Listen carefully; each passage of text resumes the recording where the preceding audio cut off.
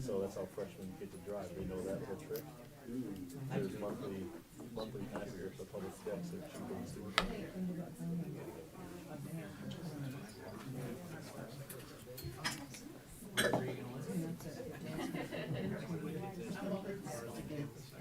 Hold on.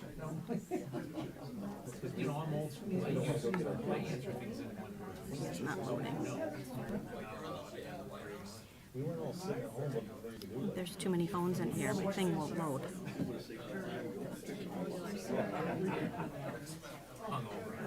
He won't come back on a hot day. It's great. Ready? It's 7 o'clock. I'm going to call the meeting to order.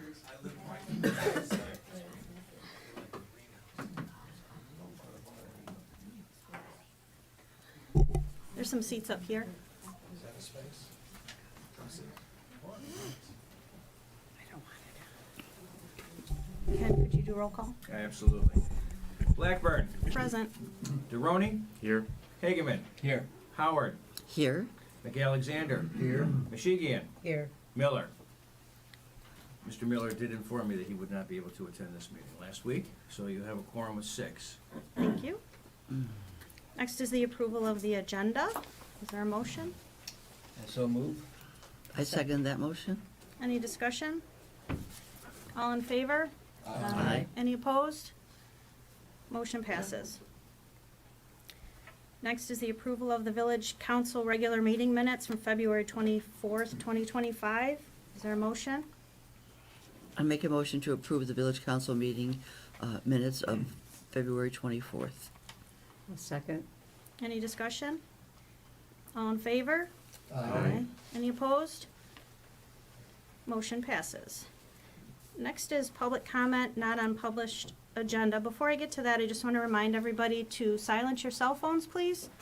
And this meeting is being recorded, so anything that you say at the podium will be part of our meeting. Are there any public comments not about the roads?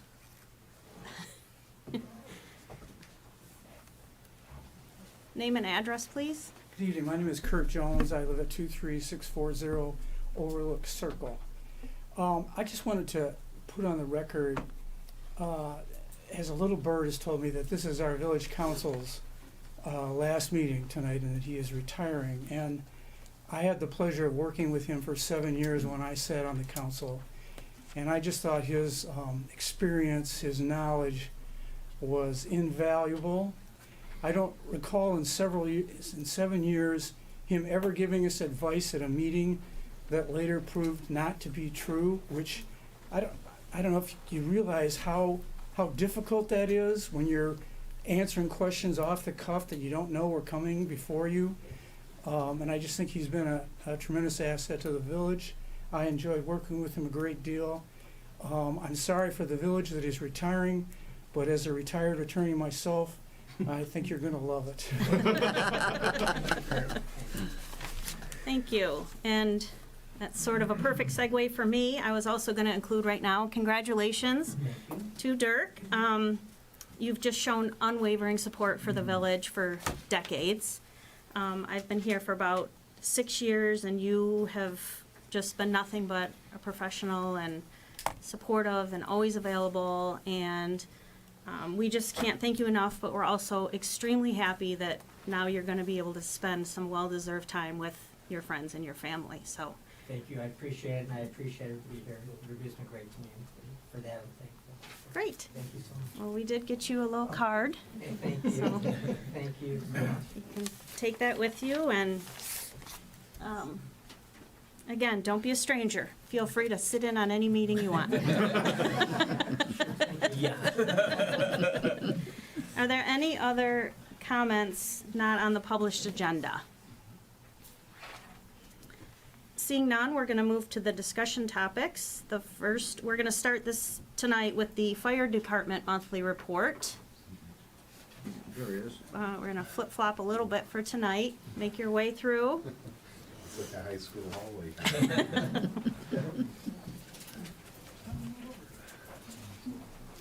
Good evening. You've received my written report, and you have many other things on the agenda, so I will be as brief as possible. I was requested to discuss our budget submission, preliminary budget submission to the village. And in short, you've had this for about a month now. I did want to cover two main items, which are dealing with the preponderance of the budget contents. That includes the cost of doing things and the need to do things. So in terms of the cost, the fire department as a private corporation, just like everyone else, whether you're a business or personal, are faced with many costs that are increasing for the same service provided, and we are no different. In terms of trying to alleviate that, we have done as best as possible to not cut costs at the expense of services, but to cut costs with equal services. And that includes fire department training, that includes the acquisition of new apparatus, it includes changing our dispatch center from Oakland County to Bloomfield Township, which also has its own benefits outside of financial. But we've also seen issues related to the use of 911 in terms of medical needs and in terms of personnel needs. And I say that over the past years, we've seen several things. Now, I guess let me back up and state that the fire department at present does not transport medical patients from homes or facilities to the hospital, but we rely on a private service, Star EMS. We've used them for going on 15, 20 years now. It's been a minute. What we have found is that as the trades, specifically public safety, has borne the brunt of a lack of people over the past 10 years coming into the service, we have seen the private providers, specifically the EMS providers, being enticed to work for municipal agencies, for pensions, for better pay, for better hours. As a result, we do have other people coming into the trades. I'm not saying we're dying, but I am saying there's a price for this, and the price is less available personnel to work in the private providers, and more, especially since COVID, what seems to be an increased use of 911 rather than going to private providers. As a result of these things, our run numbers, our volumes have increased significantly, and our ability to get ambulances from Star and other private providers has taken longer. We're seeing times 10, 12, 14 minutes, which for the most part, 80% is just fine, but for 20% it's not. And when we are not able to get a private provider, whether it be Star, Universal, which used to be Alliance, they were bought out, MedStar, Superior, to name but some of the few larger companies, we found the need to be able to provide transport-capable services. Now, there's a benefit, and then there's a cost, and this is outside of money.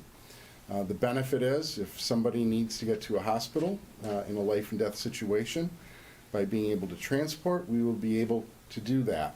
The cost is that we are going to be able to do that at the expense of removing all of our first responders that are going to the scene for a period of an hour to an hour and a half. As we saw today, in the village of Franklin, we had a medical run that ended at 1:33, and we then had a fire alarm that sounded at 1:37. So we are seeing more runs, and runs cannot be, incident responses can't be just to say you've had 600, you've had however many and divide it by a number of days. It doesn't work that way. We'll have a day, we had one last week with, I think we had 6 runs in one day. For us, it's a lot. We are a small community. But then over the course of the weekend, we had maybe 2. So when they come in, and we have no control over that. So a majority of this budget increase is based on increasing our staffing to afford 2 people on shift, 24 hours a day, 7 days a week, with ancillary personnel, what is our stipend program, where we take our volunteers and provide a stipend for them to work a shift. You could consider it part-time, to offset the open and available shifts from a lack of personnel, from vacations, from courses, wherever they're assigned, whatever it is. So that is the majority of our budget. I know the village process includes the establishment of a budget committee, and there are probably 1 or 2 other committees that the village contains, and the fire department is looking forward to working collaboratively with whatever committees are designated by the Village of Bingham Farms, so that we can all move forward in a manner that is equitable and that is economical to meet the needs that we are all faced with. So with that, no smart aleck remarks today, other than the high school thing. But if you do have any questions, I will be more than happy to answer. Well, we know you're always more than available, so Yeah. I don't want to bombard you tonight. Like you said, we have a full agenda, but if anybody has anything they would like to discuss, Chief's always available, and our budget committee is going to be getting together very shortly, and we can loop you into that conversation. Thank you. Thank you. Okay. Thank you.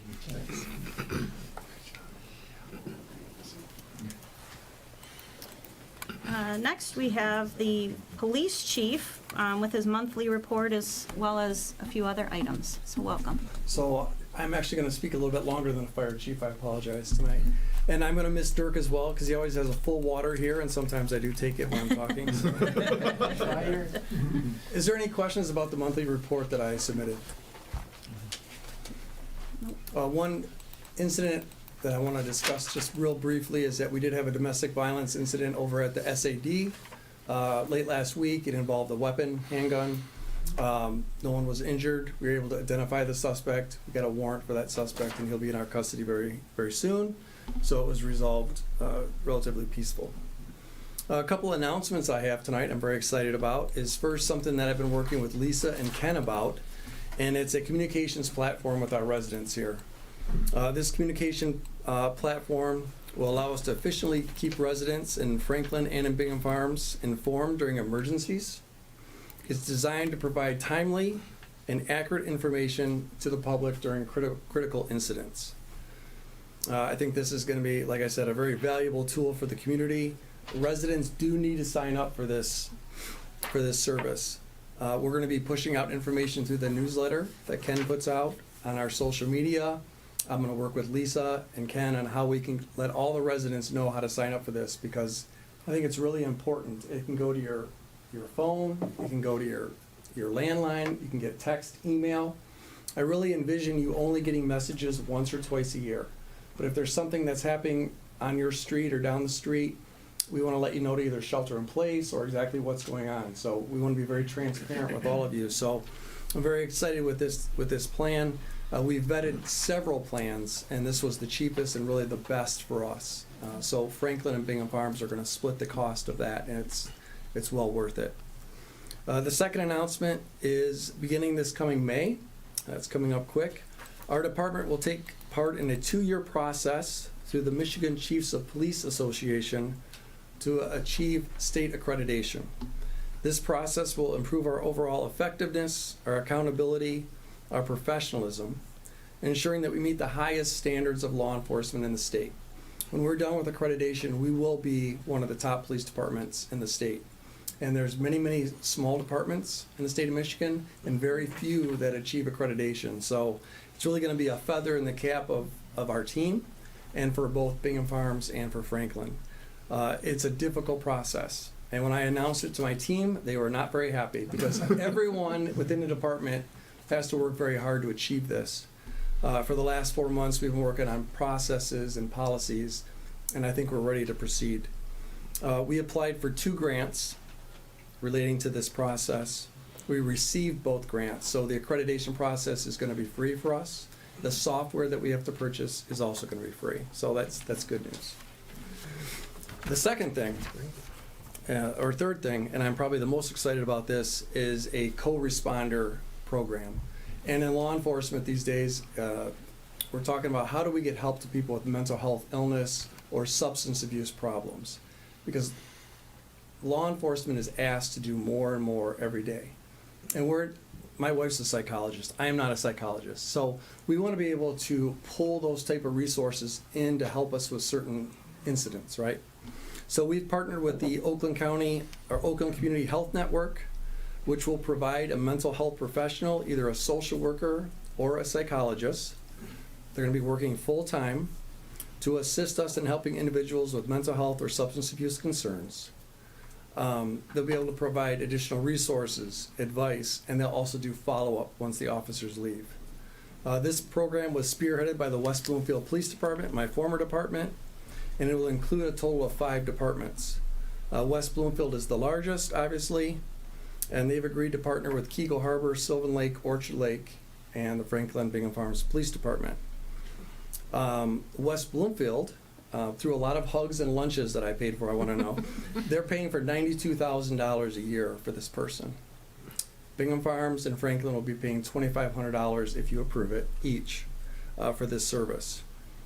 I looked at doing this last summer with Bloomfield Township, with Auburn Hills and Birmingham, and they wanted us to pay $50,000. So I think we're getting an outstanding deal, and I think it's a great value to our community. So with that, is there any questions on the projects I've announced today? Kurt, will this be then every year? It'll be, yes. Okay. So the first year's free, and then after that, it's $2,500 a year. So is the person, maybe it's all the above, is the person that you would hire, would they be mostly responsible to actually go on calls with you? Or would they work with known individuals that have problems outside of a police call to respond somewhere? So they're going to be, police calls are going to be referred to this person, and they're going to probably be based out of West Bloomfield. So they'll work, Monday through Friday, 8 to 4. If we have an incident and that person's not riding with us that day, because that person will move around right along with the officers, get to know them, we'll be able to, call them on the phone, or they'll be able to come to the scene. But certainly they'll be able to do follow-up in the future, after the incident's over. What about after hours on call? Is that part of their salary? That's a great question. I don't know the answer to that, but I will find out. All right. Well, Anything else? Chief, are you looking for us to approve this agreement this evening, or do you want to wait a month? We can wait a month. What you have in Okay. front of you is a draft. Right. They're still working out the details with the attorneys in West Bloomfield, but I know that they want to include us, which is Okay. great. So we can totally wait on that. It's fine. Okay. okay. Thank you so Well- much. Thank you very much. A lot of really, really great programs that are being added to both villages, and I appreciate your effort.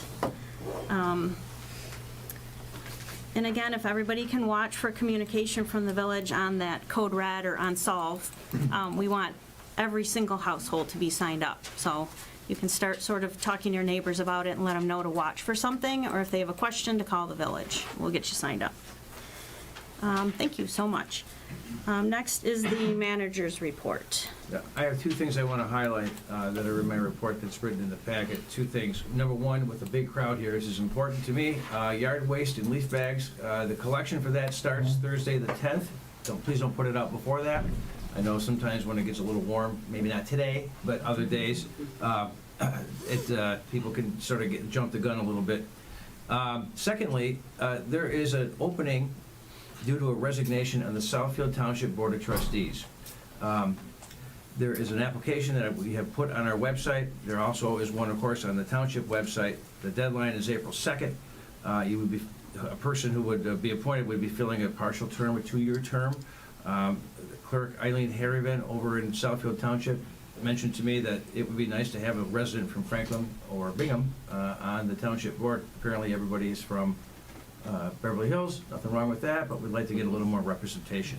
If anybody's interested, feel free to look at the website, feel free to look at the application. If you want to call me and talk about it, we can do that too. And that's that. Thank you. Thank you. Next is Yevgeny, our Economic Development Coordinator and Administrative Assistant report. Yevgeny?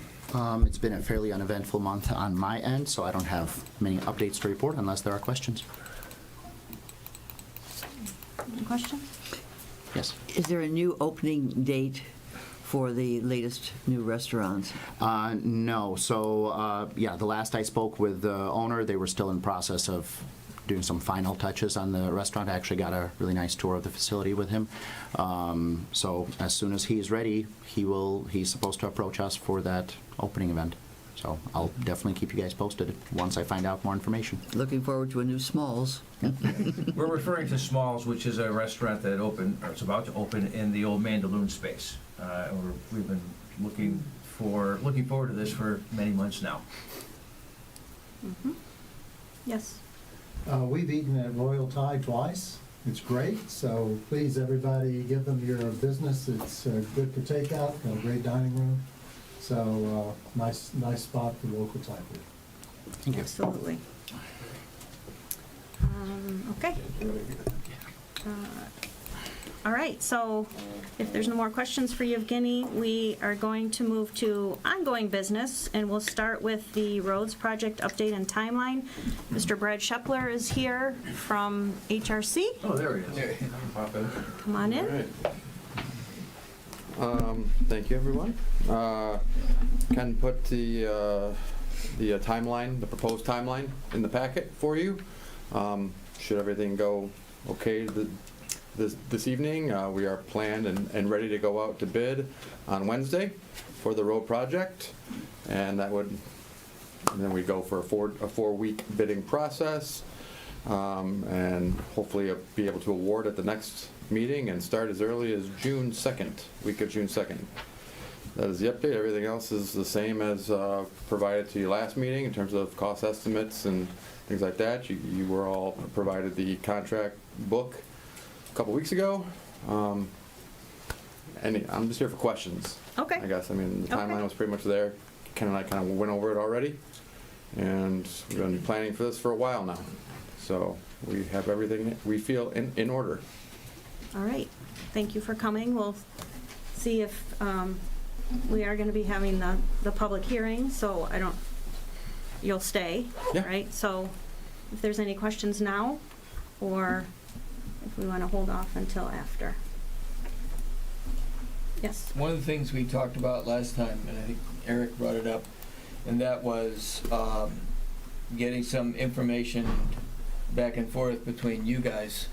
And I was thinking if we had a report from you, say bi-weekly, what was going on, any problems, how were they solved? Does that sound pretty decent? Does that sound doable? Yeah. Anything you guys, again, Is that- as long as you lay out the expectations and what you want from us, we have no problem meeting them. Yeah. It's the surprise ones where I thought that you were going to do this. If you lay them out for us and what you want a 2-week look ahead, you want a 2-week report on what went past, no problem. Yeah, is that kind of what you No, I were think thinking? so. We're talking, just in trying to keep track of how it's progressing, and some of the concerns last time was just change orders as they come through. And, yeah, so maybe we can, I said this last month, but maybe we should make sure we put something in writing to you that said, these are some of the expectations that make sense, make sure Lisa and Ken understand what we're asking for.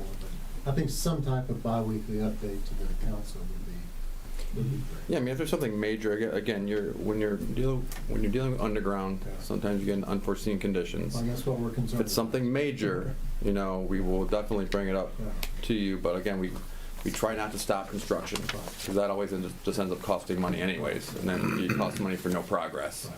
So we need to kind of gauge what we're looking at. We're pretty good at keeping any unforeseen items. If it's a real big issue, there's always ways to kind of skip and work around it for the time being to keep the contractor going. So we're very attuned to that. It's what we do. But I understand your concern. Did you have anything to add to that? I do not at Okay. this time. Okay. Okay, so then we'll move on, and the public hearing is next. There's just a couple of things that I wanted to go over first, for a little bit of background, just to make sure I catch everybody up in how we got to where we are. I'm going to keep it very, very brief. We've been working on this project for about 4 years, so there's a lot I'm not going to cover tonight, but I'm going to try to hit the highlights. I think a lot of people are here tonight to talk about the special assessment. How we got to that is that Bingham Farms is very unique in that approximately 50% of the people live on private roads and approximately 50% of the people live on public roads. The people on the private roads maintain their own roads. So they are responsible for any of their roads that are within their HOA. The people in that HOA pay for those roads. None of that money comes from the village or your tax dollars. So seeing that we are in this very unique situation, council last year formed a resident roads committee. That roads committee was formed. We tried to go basically half public road people, half private road people. We had 5 residents and 2 council people. They met multiple times and tried to come up with some proposals on how we could best tackle this. And they came up with proposals. Council went over those proposals, and one of those proposals included a special assessment district for the people that live on the public roads. Basically, everybody is got a 1 mil increase across the board, all residents, all homeowners. And then that special assessment district is just for people that live on the public roads. And right now, this is phase 1, so we're only talking about north of 13 Mile Road. Phase 2 will be south of 13 Mile Road. So everybody north got, who would be in the special assessment district, got the notice. And we want to hear tonight sort of your thoughts on this. Council has not yet cemented the dollar amount of the special assessment district.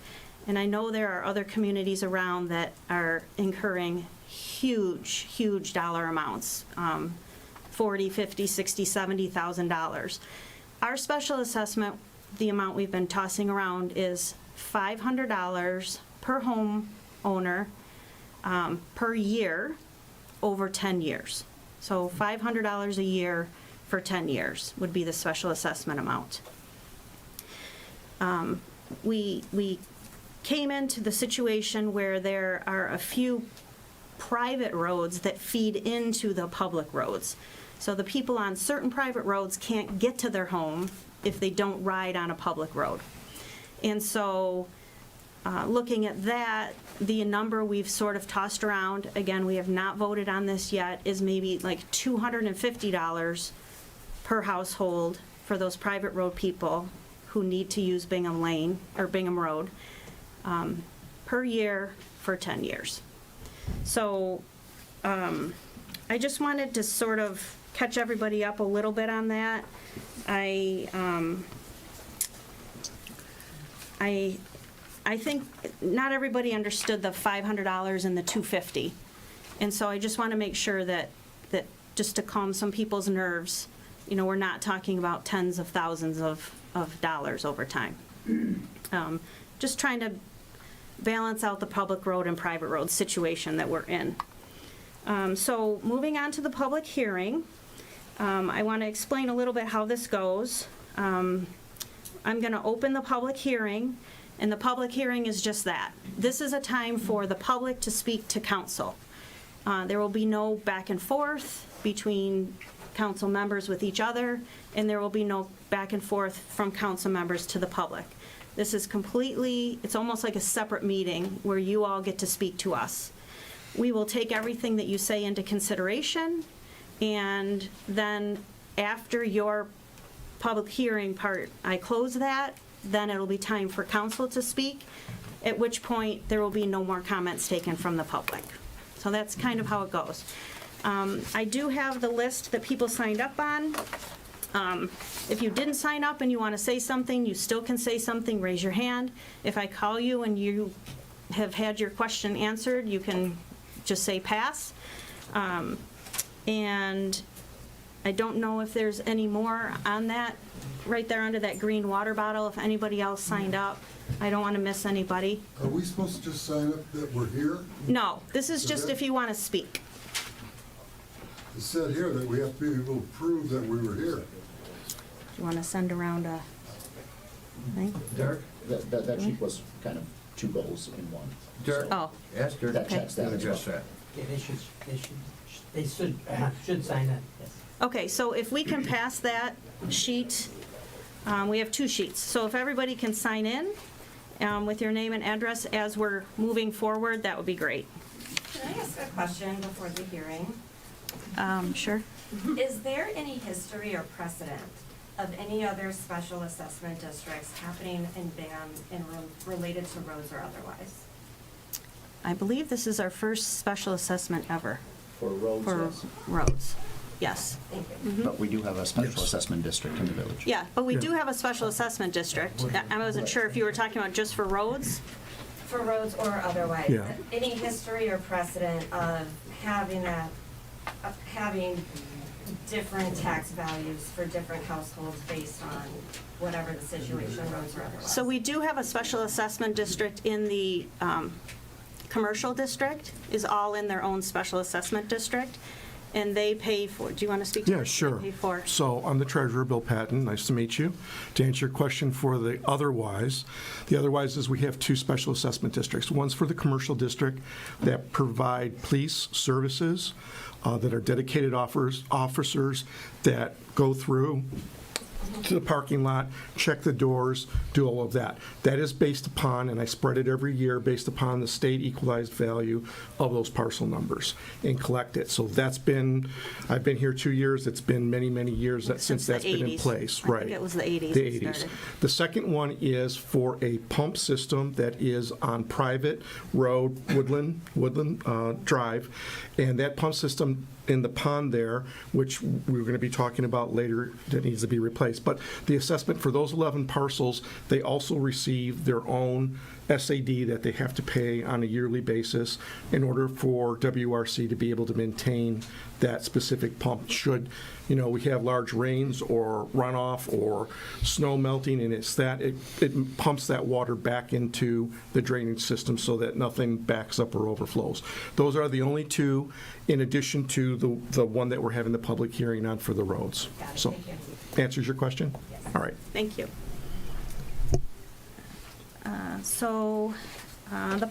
The public hearing is open at 7:32.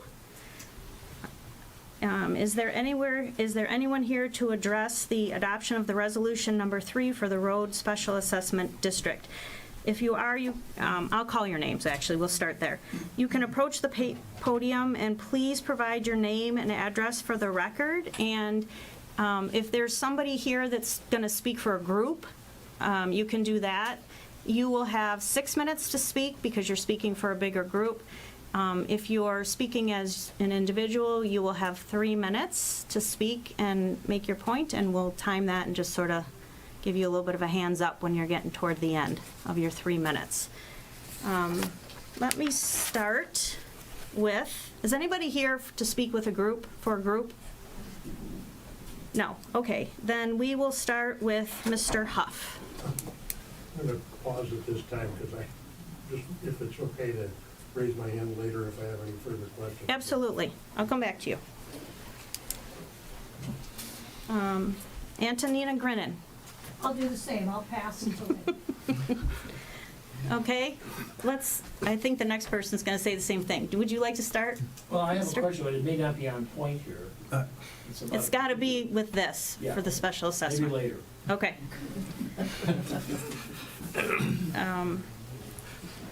And Debbie Hedge, I'll pass. Joe Parambo. I'll pass. Okay. Chad Miller and Aaron Tormine. Wrong list. That's signing. Huh? We signed in. You signed twice. Okay. You asked us when we first came in, we told you to sign in. Okay, would anybody like to speak for the Special Assessment District public hearing? No torches, no march? If you could come to the podium, state your name and address, and we'll start the 3 minutes. Okay. I am Erica Fillmore, 31390 from Court. My home is one of the ones as part of the SAD.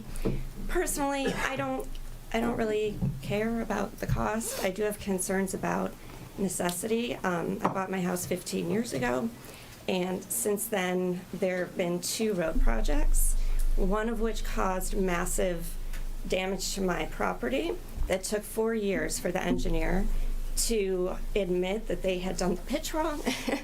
And finally, I don't know if they ate that cost, if Bingham ate that cost, but they fixed my house. So there was that. So there are some concerns just about the pitch, and there's some funky things that happen on from toward the cul-de-sac. Beyond that, I guess it's very tricky. There's no precedent, right, of having an SAD regarding roads. I kind of feel like when you decide to buy into a community, you're buying into a community. When you buy into a condo, you know you're buying into a condo with an HOA that's above and beyond what you get, you know, what you're committing to, excuse me, what you're committing to in terms of a village, township, or city commitment.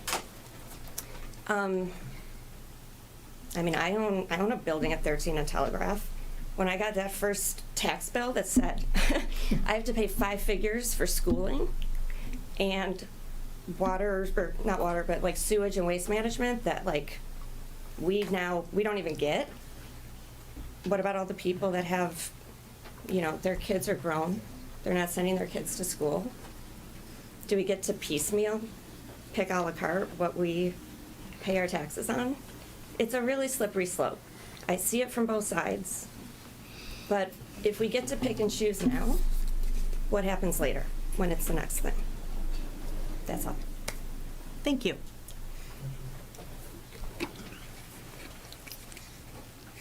Is there anybody else that would like to speak?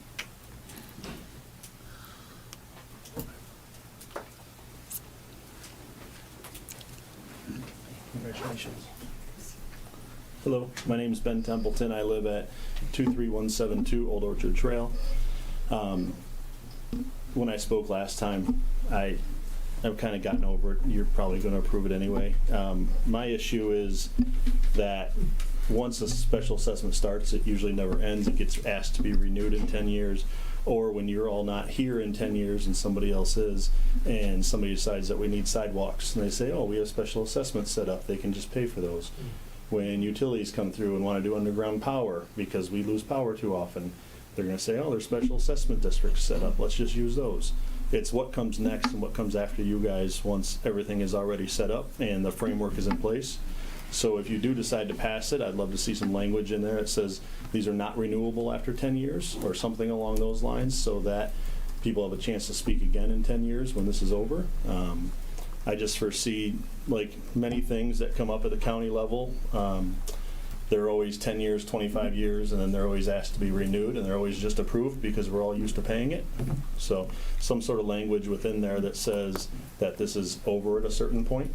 And I'd love to know how much before a special assessment is set up. To just say, let's set up a special assessment and we'll figure out how much later is a little disturbing because I trust that you guys say 250 and 500, but if you guys decide not to pick a final number and one of you changes or resigns and somebody else is on the board, now there's people that want to charge more. I just fear where it could go if it's not fully set up first. Can I answer a few of those questions? Yes. Dirk, it's still a public hearing. We need to hear for the public, and then we can. I can answer it. Okay. Okay, sure.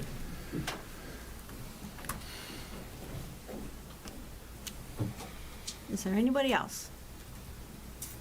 Can we second what he just said? Hi. Hi. My name is Wendy Minter. I live at 24130 Bingham Point Drive. So on the other side of the coin from Erica, who I know well, we live in a private road, and we have the cost and the maintenance of that. I was happy to hear, which I think is fair, that half, we would pay half, because we do use Bingham Road, and we need to have that in good repair so we can get to our condo. However, we have a lot of other expenses internally that when you buy a condo, you're aware of. So we were a little surprised that we were part of the assessment, but I understand it.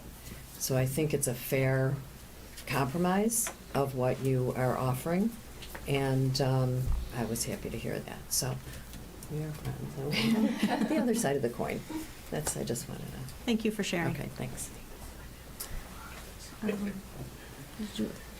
You said you had your name on the list. Did you want to speak, Kurt Jones? Sure.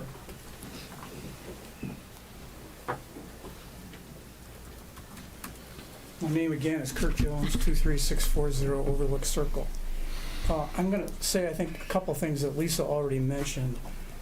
This has been a long process, starting before Lisa was president. In fact, Ben was president when we started looking at this. And it's gone on for a number of years. We sent numerous, the village has sent numerous communications to residents. The village had a group of people, which included Eric. We sat on a special road committee. All the meetings were public meetings. There were notices given to everybody. We did everything we could to give people notice of what was going on. Thousands of hours of work, literally thousands of hours of work by the road committee members, the prior council members, the village staff, the village attorney, and our consultants have gone into this. There's been numerous dollars spent with our consultants, and we came up with a plan, we voted on it, and it included these special assessment districts. And to make changes to that plan now, when so much of the budget that Mr. Eric and I worked on for a while, to make those changes 2 or 3 days before you're going to spend out for bids, I think would be unfortunate. I just don't know. I don't know how you would replace the money at this point in time. You would be starting over in some ways to make the change at this late date. So I hope the council will approve the resolution. Thank you. Thank you. Is there anybody else? Sorry, I've been in the hall. Oh, come on in. Sorry.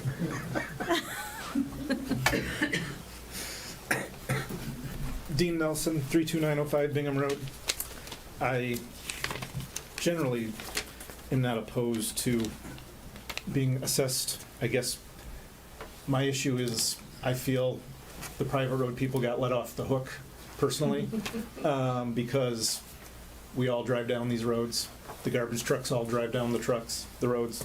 The buses all drive down the roads. Our family members all drive the road when Telegraph is bogged down.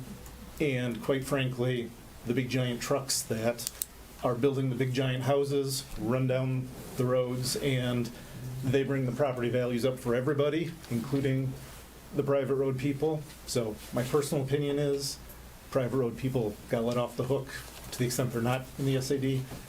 And I'm only opposed to those people who are seeking to either get out or pay less, because I personally think that that's wrong.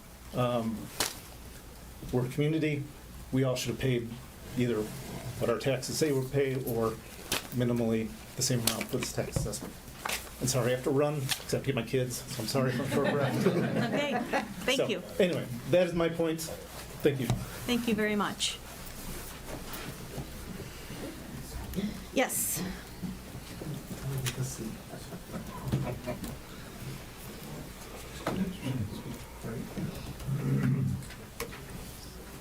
Hi, Antonia Grenan, 30705 Timberbrook Lane.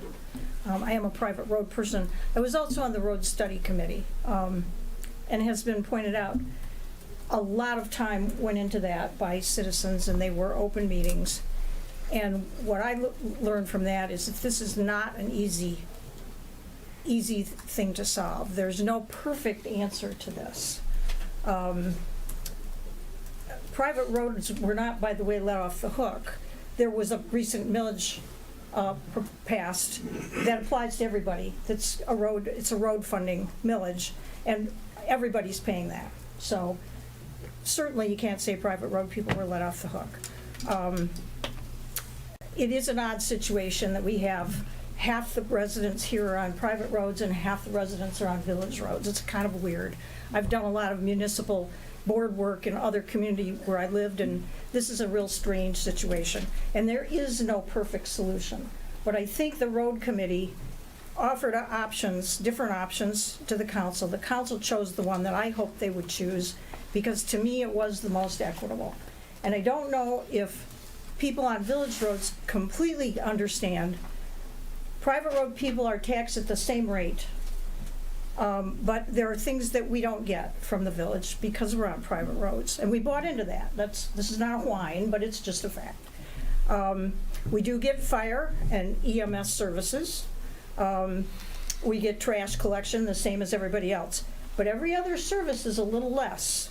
We get police protection if we're broken into, or there's a crime in progress, but we don't get traffic enforcement. If somebody's speeding through our community or running a stop sign or blocking a fire hydrant, the police department can't act on a public road. We're on our own. We have to hire somebody private to come in and do those services that most people expect of their village. Road maintenance, that's already been covered. The private road communities, HOAs, ding us residents for those, and we've been paying those to keep those roads up. Nobody helps us with that. Road engineering services. We don't have Hubble, Roth, and Clark to talk to on the village's nickel. We have to pay engineers when we have to do a road project, and that adds to that cost. Also, neighborhood road projects are small comparatively to municipal ones, and the most expensive road projects, I know from my experience in this stuff, they're the most expensive, because the big cost is getting the equipment and the people out there. If you're doing a big job, you're paying less per linear foot, or however they measure it. So we pay not only our own, but we got to pay it at a higher rate because we're doing small jobs, and they're the most costly. Snow removal. Nobody plows our streets. We got to pay a private company, and again, paying a private company. You're at 3 minutes, I'm sorry. All right, you've heard enough. Folks, if you're going to address the council, you need to address the council, not the chair of the council, not the people in the audience. That's how this is supposed to work. Okay. Is there anybody else?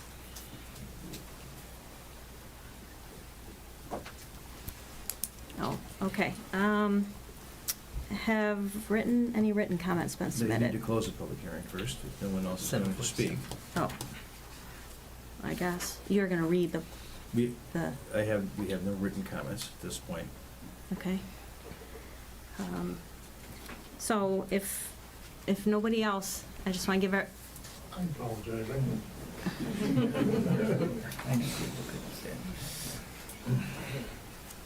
David Huff, 32907 Bingham Lane.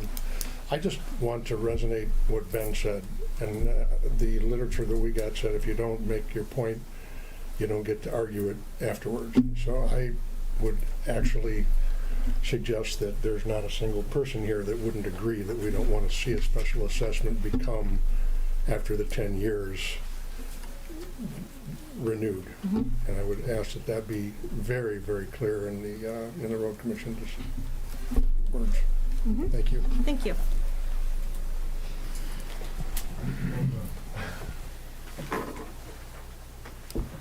Anybody else? Do you want to? I'll close it and then, yeah. Seeing no more individuals wanting to address the council on this issue, the public hearing is closed at 7:49.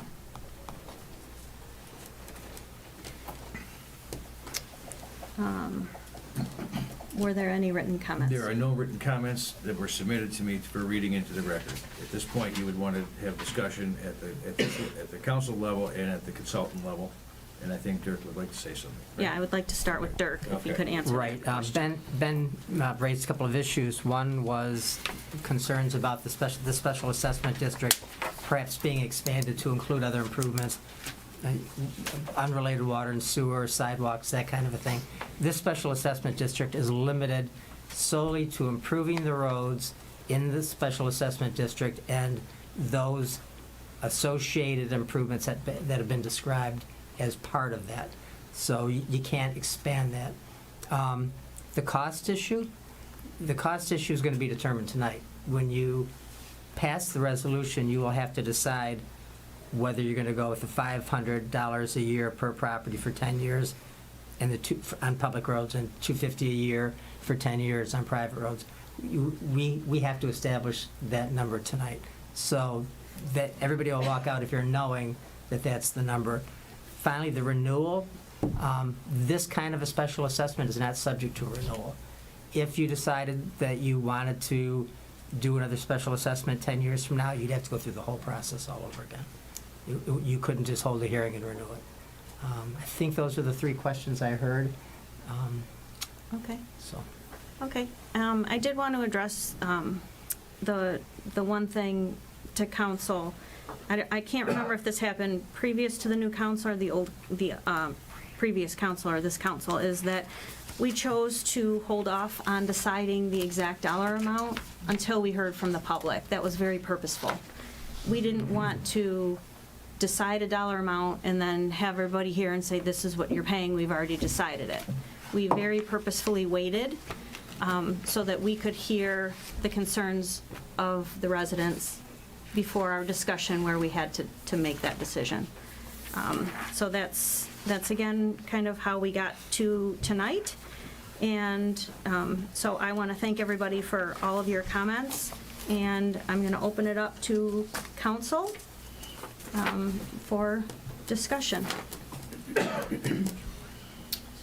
Actually, I have a number of questions, and this more related to Dirk. Yeah. As you stated, this really is not renewable. That's correct. Okay. If we decide on a particular number, do we renew that number every year? It'll be, yes. You don't, no, you don't renew it every year. It'll be that number every year. Can we make that number go down?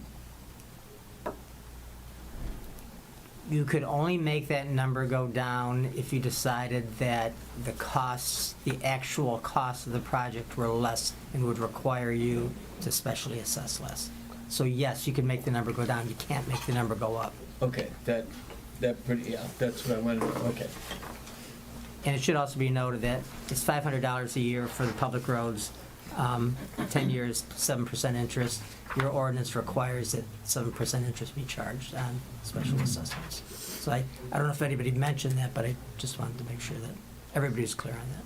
Can you say that again? Yes, it's $500 a year for 10 years at 7% interest per year. And it's paid up front. Pardon? It could be paid up front. The interest? Well, no, the entire amount. Oh, yes, yeah, if you pay it up front, absolutely, yes. And in the next, just in terms of process, assuming that you pass the resolution tonight, which is approving the necessity and establishing the boundaries and establishing the amount, the next resolution you will see, and the next thing you will do will be a public hearing on the resolution for confirming the roll. That will be at your April meeting, and that'll be the next resolution you'll see, and that will be the last resolution in the process. So you should have this process, assuming that you adopt the resolution tonight, you should have this process, SAD process, wrapped up from a procedural standpoint by the meeting in April. And that will be a second public hearing. Right. Thank you. Did you have another question? Yes, okay, so by approving this, then that allows HRC, then, let's go. Let's go. Okay, The next step will be going out for bid. yeah, But the answer is yes. Yes. yeah, okay. Anything? I'm going to kind of go around just to make sure everybody has an opportunity to jumped say in, I'm something. sorry. No, it's perfect. I want to make sure everybody has a chance to speak if they have something to say. If you don't, you can pass and jump in later, but I want to make sure everybody has an opportunity. Thanks, thank you. I just want to comment. I understand both sides.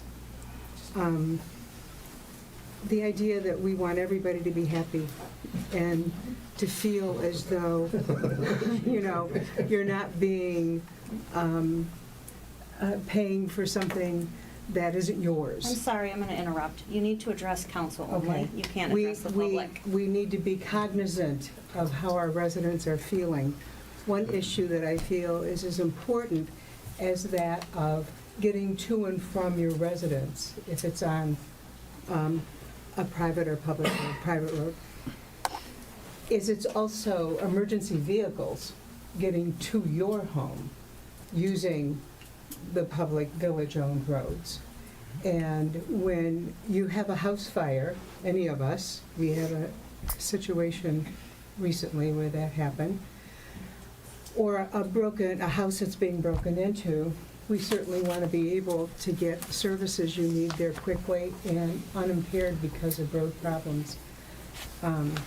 I think that's an important aspect. And I guess we'll have to ask the resident what that's worth to them. So. Thank you. I am probably the only member of council who lives on a private road, and I am duty-bound to represent the interests of the private road homeowners. While I have been at all of the council meetings that have discussed the $500 as a possibility, and it was in our list of proposals that we got from the road committee, the $500 was always a discussion number. I've never heard the $250 number until tonight being a discussion number. I don't know where that number came from or who came up with that number. And in a lot of ways, if there are 30 condo units on one frontage from Bingham Point that comes onto a public road for 50 feet, seems to me that 250 a resident for that frontage is overly burdensome. And so I ask council to pay a little more close attention to how we are voting on this. Perhaps we vote for the $500 for those who have direct benefit, and then we have a separate vote for those people who are in the special assessment district, but also share the responsibilities of private home ownership and their related costs. Private road ownership and their related costs. So I ask council to consider voting on two separate items. And I think the $250 assessment needs to be talked about a little more. I think it's a little high. I think it's extraordinarily high for the benefit received. Yes. Because having not been on the council for all the previous work, most of it was done before I was here.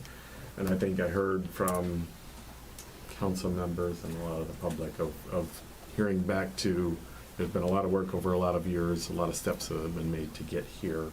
And I think where we're at is fine-tuning the last few steps of exactly what the nuance of 500 and the 250 are going to be, and we keep going. Thank you.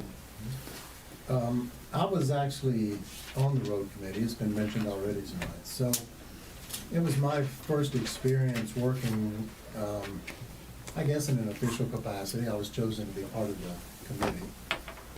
We worked 2 nights a month sitting in this room. It was a public hearing, and it was recorded, a public meeting. And I think when I think back on it, it was an extremely credible process. It was very diverse from private roads, public roads, north, south of 13 Mile. So I think it was a very thoughtful process in the way it was set up. And frankly, a lot of the discussion was not unsimilar to what we've been hearing from the public.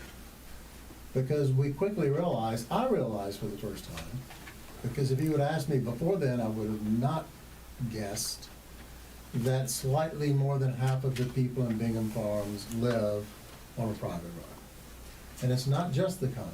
There's private roads. Woodland is a private road. Bingham Court is a private road.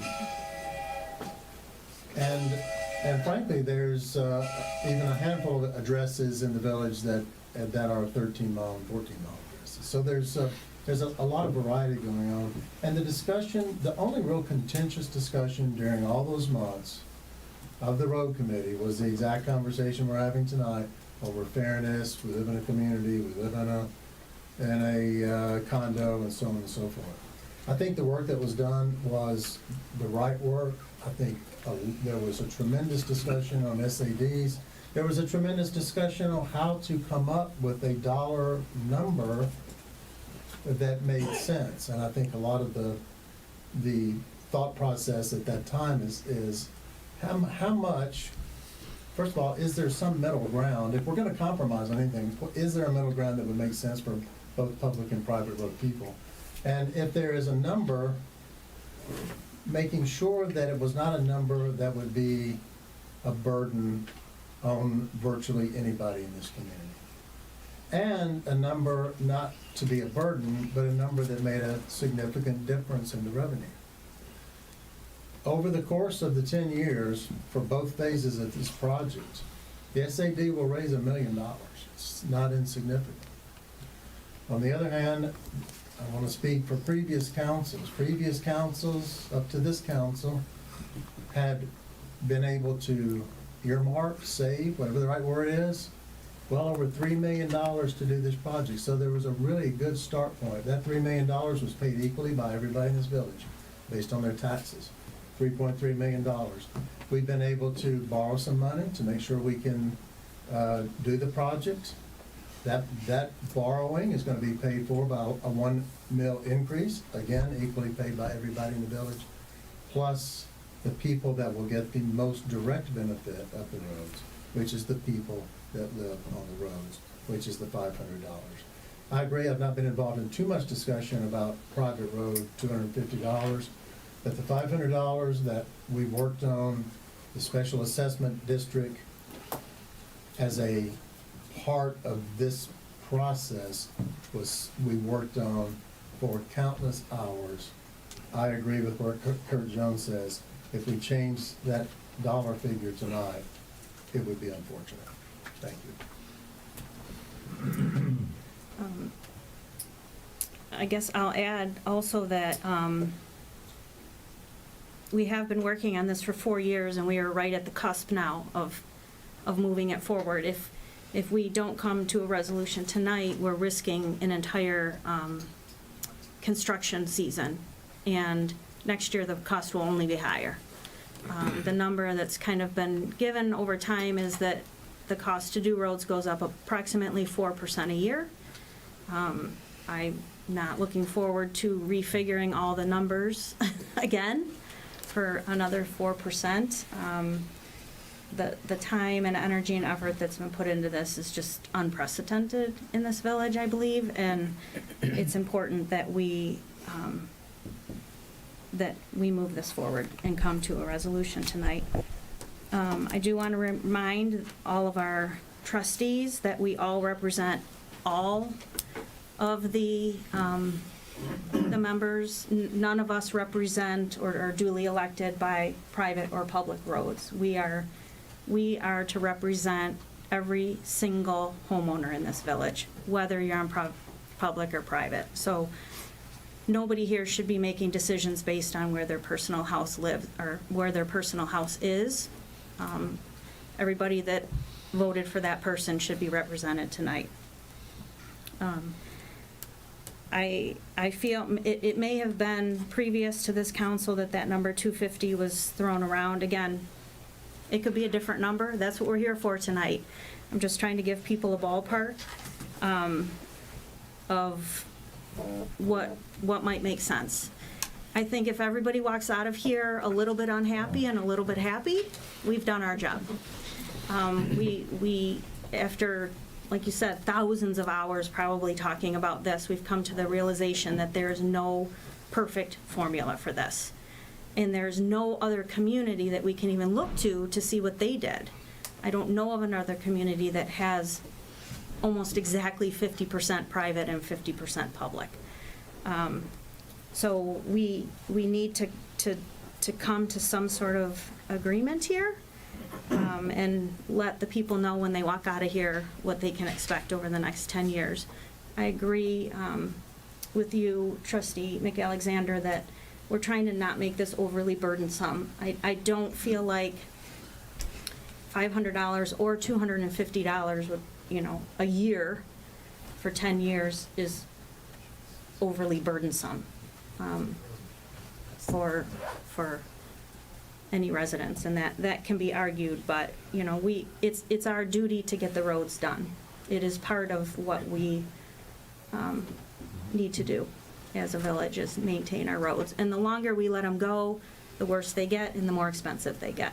So you could say, well, let's just wait till they crumble. It's only going to be more expensive at the end. So now is the time. They're at the point in their life where they need some attention, and we need to give them that attention.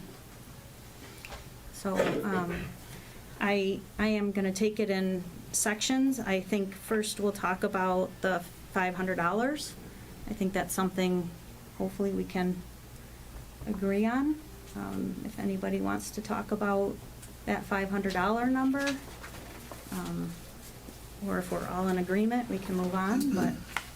So Eric, you said that in the roads committee, in the math that was being done in the committee, that was the number that was used. $500. Yeah, $500. For 10 years. Per year for 10 years. But truthfully, there was a lot of numbers talked about. Well, that was where we decided was the sweet spot. But there's, as it all adds up, and we know, right, there's the cost of the whole project. Yeah. The cost of the whole project is estimated, we'll find out as we get bids, and there's a lot of variables. But in the, we're shooting a lot of things into a stack of numbers where all the money comes from. That was one of the pieces. Are you done? Yes. Can you review the multiple sources of revenue that's going to pay for phase one? We have the. Well, there was, would you want me to do that? I would ask our treasurer to do that. Go for it, Bill. He was going to be, that was my next question, was to go to Bill with something, but yeah, that's fine. So to answer your question, it's made up of a couple of components. One, we've put money aside, and the village has put money aside in the road fund out of our general account for years. The second portion. How much is that? That one's approximately $600,000. Then we had the 1 mil increase that council approved for last year's tax roll. Based upon last year's taxable value, that was $217,000. A year. Yes, but that changes because taxable values change. So whatever that 1 mil against the taxable value is, whether it goes up or it goes down.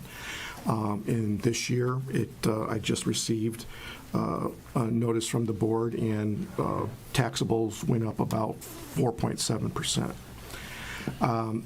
The last portion is that we have monies, total money that's available for the road project is $3.3 million, a little bit over $3.3 million, because we continue to get Act 51 money that we put aside in both local and in major road funds. The only major road the village has is Bingham Road. Everything else is local roads as far as the public roads are.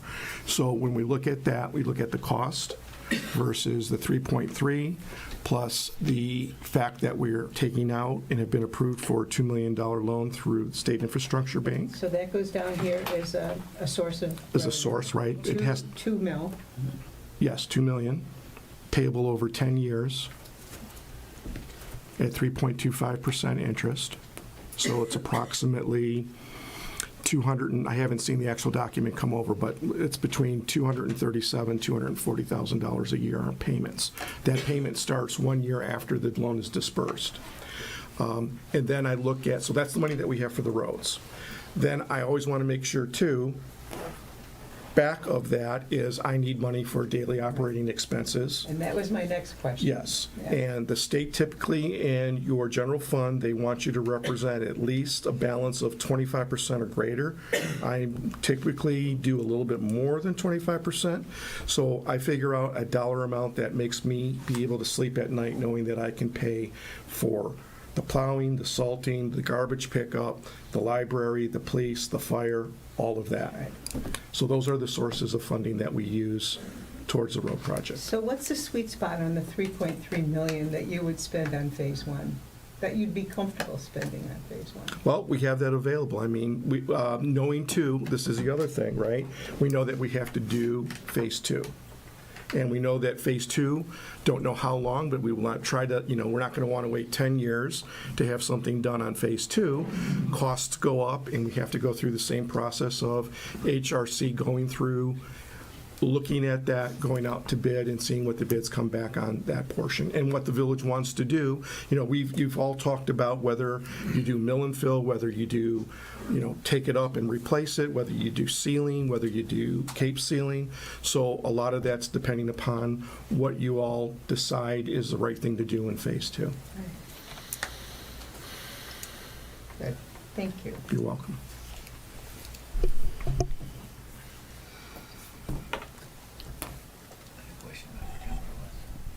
Okay, give you a minute.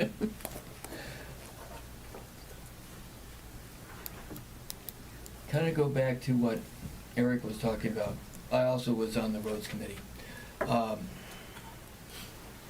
We put an awful lot in what you guys had put together with that particular one was, we then talked back and forth. I think we've even, contrary to what you said, we did bring it up at one point, that we were thinking of the private road people cutting that in half. But still with the idea that they would have to go in and out, egress on Bingham Road. So that was the reason for that. We've talked about many other things. However, in your original estimate, it was, if I recall, for those 85, 86 households, whatever it was, that was all households, everybody paying that. We actually will take in less money if we go to 250 for, if I recall.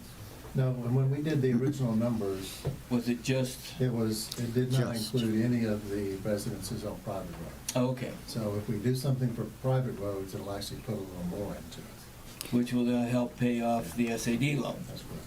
And the faster we can get that paid off, then then we can go on to phase two.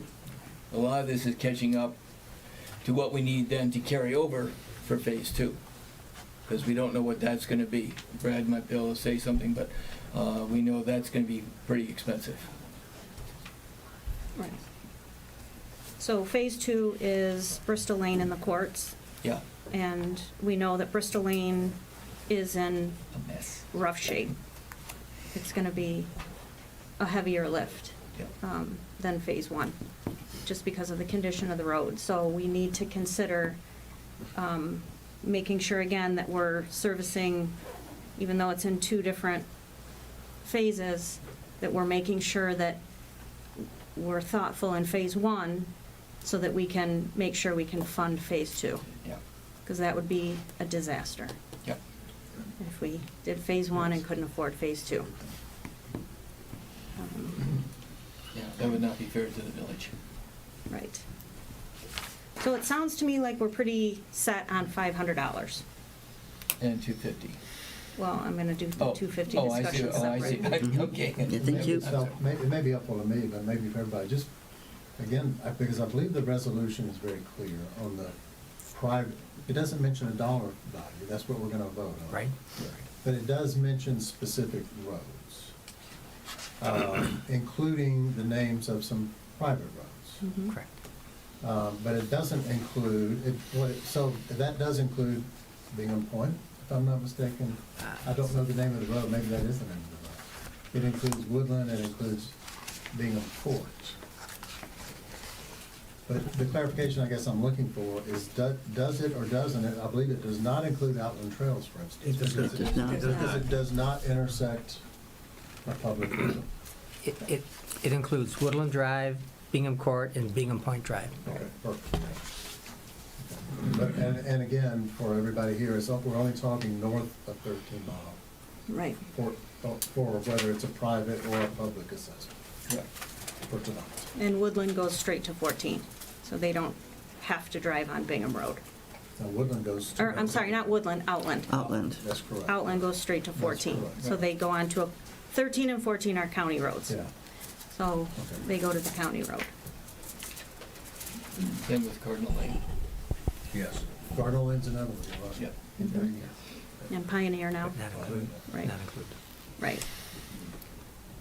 So really, the appropriate motion, whenever you're ready, would be to adopt resolution number 3, and then fill in the blank, how much a year for each property on the public roads, how much a year for each property in the private roads, the duration, which I believe everybody agrees is 10 years, and then you have to establish the district, and I think Ken has a suggested district that was outlined on the notices that were sent out, so you can incorporate that. Those are the 3 things, or the 4 things you have to.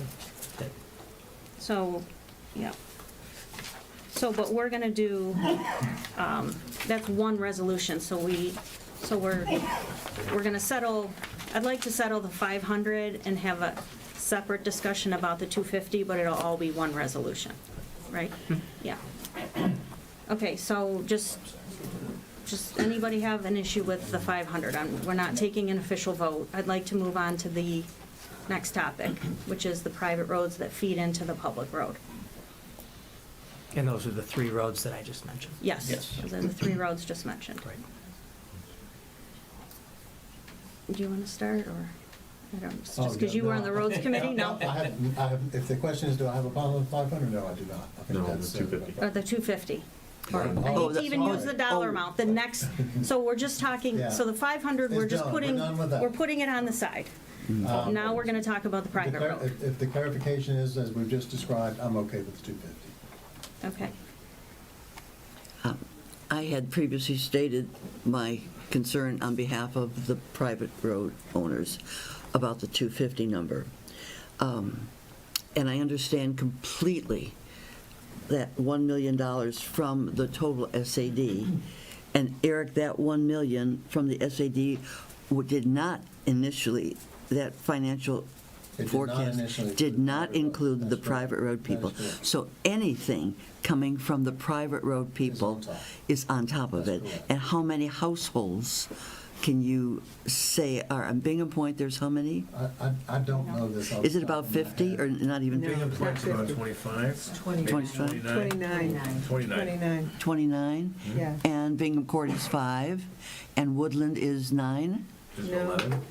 11. Yeah, Woodland's more than that. 11 parcels. 11? So 29, 5, and 11 is 45, correct? So 45 times 250 11,250 per year? per year, times 10. Okay, Yeah. Add another 112,000. okay. And per household, it's $2,500 over 10 years. That's what I'm understanding, $250 a year. Correct. Okay. Plus interest. Plus It's- interest. Right. Unless you pay it all. Unless you pay it all. Unless you pay it all at once. And the interest is 7%, so on $250, it's less than $20. Who gets the interest? Okay. Village. Village. And the interest is required by your ordinance. That number is from your ordinance. Oh, because this is the first night I've heard that you're going to charge me interest. On the Giving you SAD. money. So, okay. So was the interest also computed? No, So that's additional revenue. that is correct. So that's a significant amount of additional revenue. Over the 10 It's years. $35 per person a year on 500. Over, correct me, Dale, if I'm wrong, over 10 years, over $1 million, it's about $70,000. Yeah. So $70,000 worth of new interest came into the picture today, plus what was not in our initial financial forecast, over 100. So we got $200,000 of new money coming in. Over the life of both phases of the project, yes. Yeah, that's Oh, significant. no, there's no question, yeah. There's no question. Unless And- people decide to just cut a check and be done with it. That's right. I mean, And I don't know what the $5,000. likelihood of that happening is, but, you know. Save 7%. Yeah, and it's today's, yeah. And it's today's money. What's a different number, and what, do we want to reopen things? I understand completely the need not to just start all over again.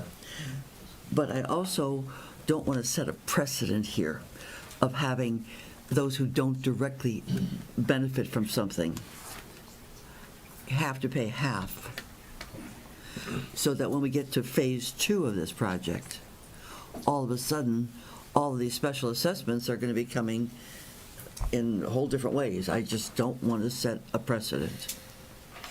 So if we can agree that this is not precedent-setting for our discussions on phase 2, I will go along with the 250. From a legal standpoint, it's not precedent-setting. I'm not even sure phase 2 would have any. It doesn't. Any No. private road that There's no intersects private the road. public. No private roads. Nothing. All of Bingham Woods is, 13. goes straight to 13. Goes straight to 13. Yeah. So this would not be an indicator of No. having special assessments go from Bingham Woods people to fix Bristol Lane. That's No. correct, No. yeah. Okay, Correct. I want to be clear on that, on behalf of the Bingham Woods residents. That's right. Okay, You're also clear that Outlands Trail is not part of this? yes, Yes, All right. okay, on lot 1. okay. No, right. There's a couple of houses. There's a couple of that- driveways off to 14 and 13 Yeah. that are just not included at all. Mhm. That's right. Okay. Yeah. Stop I just want to reiterate to council that there's no perfect solution. I mean, if we start carving the pie even more than we've already carved it, Yeah. I see real problems forming on Bristol Lane. I mean, if you could say, well, we don't, we drive on the road, but I don't drive that far down the road. No. So, I mean, we're only gonna hear that on Bristol Lane, right? So I feel like that would be a precedent that would be. Bristol Lane and 13 mile. Right, I mean, why should you be Yeah. assessed the same as somebody that lives at the end of Bristol Lane? So I'm afraid to carve that piece further where, the people that drive on Bingham Lane or Bingham Road, no matter how far down Bingham Road is, can't get to their house without driving on that road. And I think that just needs to be the answer. That's my opinion. I don't see that as a problem tonight. I've not heard anybody object. Are we ready to move? I don't know. I'm trying not to rush anybody on this. I know. I want everybody to have time. I should also point out that not everybody uses the library. We all pay for that. Not everybody has kids in school. We all pay for that. Don't get started. Don't go there. Oh, my God. There's no need to go there. It's what it is. Yeah. So It's a we're part of the village, it's a community. Yeah. So then are we feeling a little more settled about the 250? Yeah. I can try to make a motion when you're ready. Okay, Yeah. we're ready. You ready? Wait. I just have two more points. Yeah. Number one, Eric, just to clarify, when you say that the $1 million number, that's including phase 2 people? That is correct. That's what Not it just- said. It's the entire Okay, project. That's right. correct. The second thing is that when the mill was raised in June, that applied to every property, commercial or Right. residential, Right. just so that everyone's aware, the commercial properties are paying into this as well, and they're all on Telegraph or 13 Mile. Yeah. Just wanted to make that point. Go ahead, Dirk. So the motion would be to adopt resolution number 3, with the special assessment amount being $500 a year over 10 years, plus interest for those properties described in the resolution on public roads, and $250 a year over 10 years, plus interest for those properties that are private roads as described in the resolution, with the special assessment district being that area that Ken has highlighted on the map that was attached to the notice. Okay, and for 10 years, both of them are 10 years. Both for 10 years, correct. Need a motion? Yes. I will so move. I will so second. Is there any further discussion? Dirk, isn't this a roll call? Roll call. Yes, Yes. yes, roll call vote, yeah. Oh, is there any further discussion? I didn't hear the answer. No. Okay. All right, here we go. Blackburn, Aye. DeRoni, Yes. Hageman, Aye. Howard, Yes. McAlexander, Aye. Mashigian, Yes. Miller. Just for the record. All right, that passes 6-0. Okay, thank you all for this. This is a big step for us. The bid packet will be going out, and we will start receiving bids from companies, and we'll move forward. At this point, I would like to suggest a 5-minute recess. Kind of let people move out. I need a motion. Oh, I move that we take a 5-minute break. Second? Second. Any discussion? All in favor? Aye. Any opposed? Okay, we're gonna. Thank you, everybody.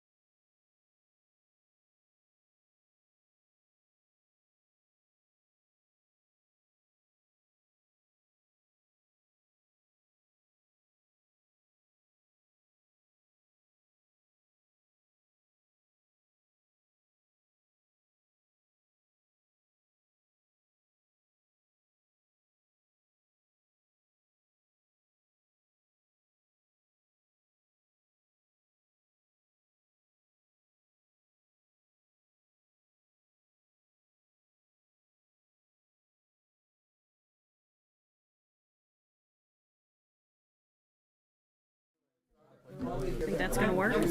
Now, everybody, the chair is going to call the meeting back to order. Thank you. Please take your seats. Where's Eric? We're missing one. Eric. I'm guessing there was a line for the restaurant. Yes. As soon as he gets here, we're gonna call the meeting back to order. Sorry about that. We did. It's off. It's just body heat, no flow. Yes, it's off.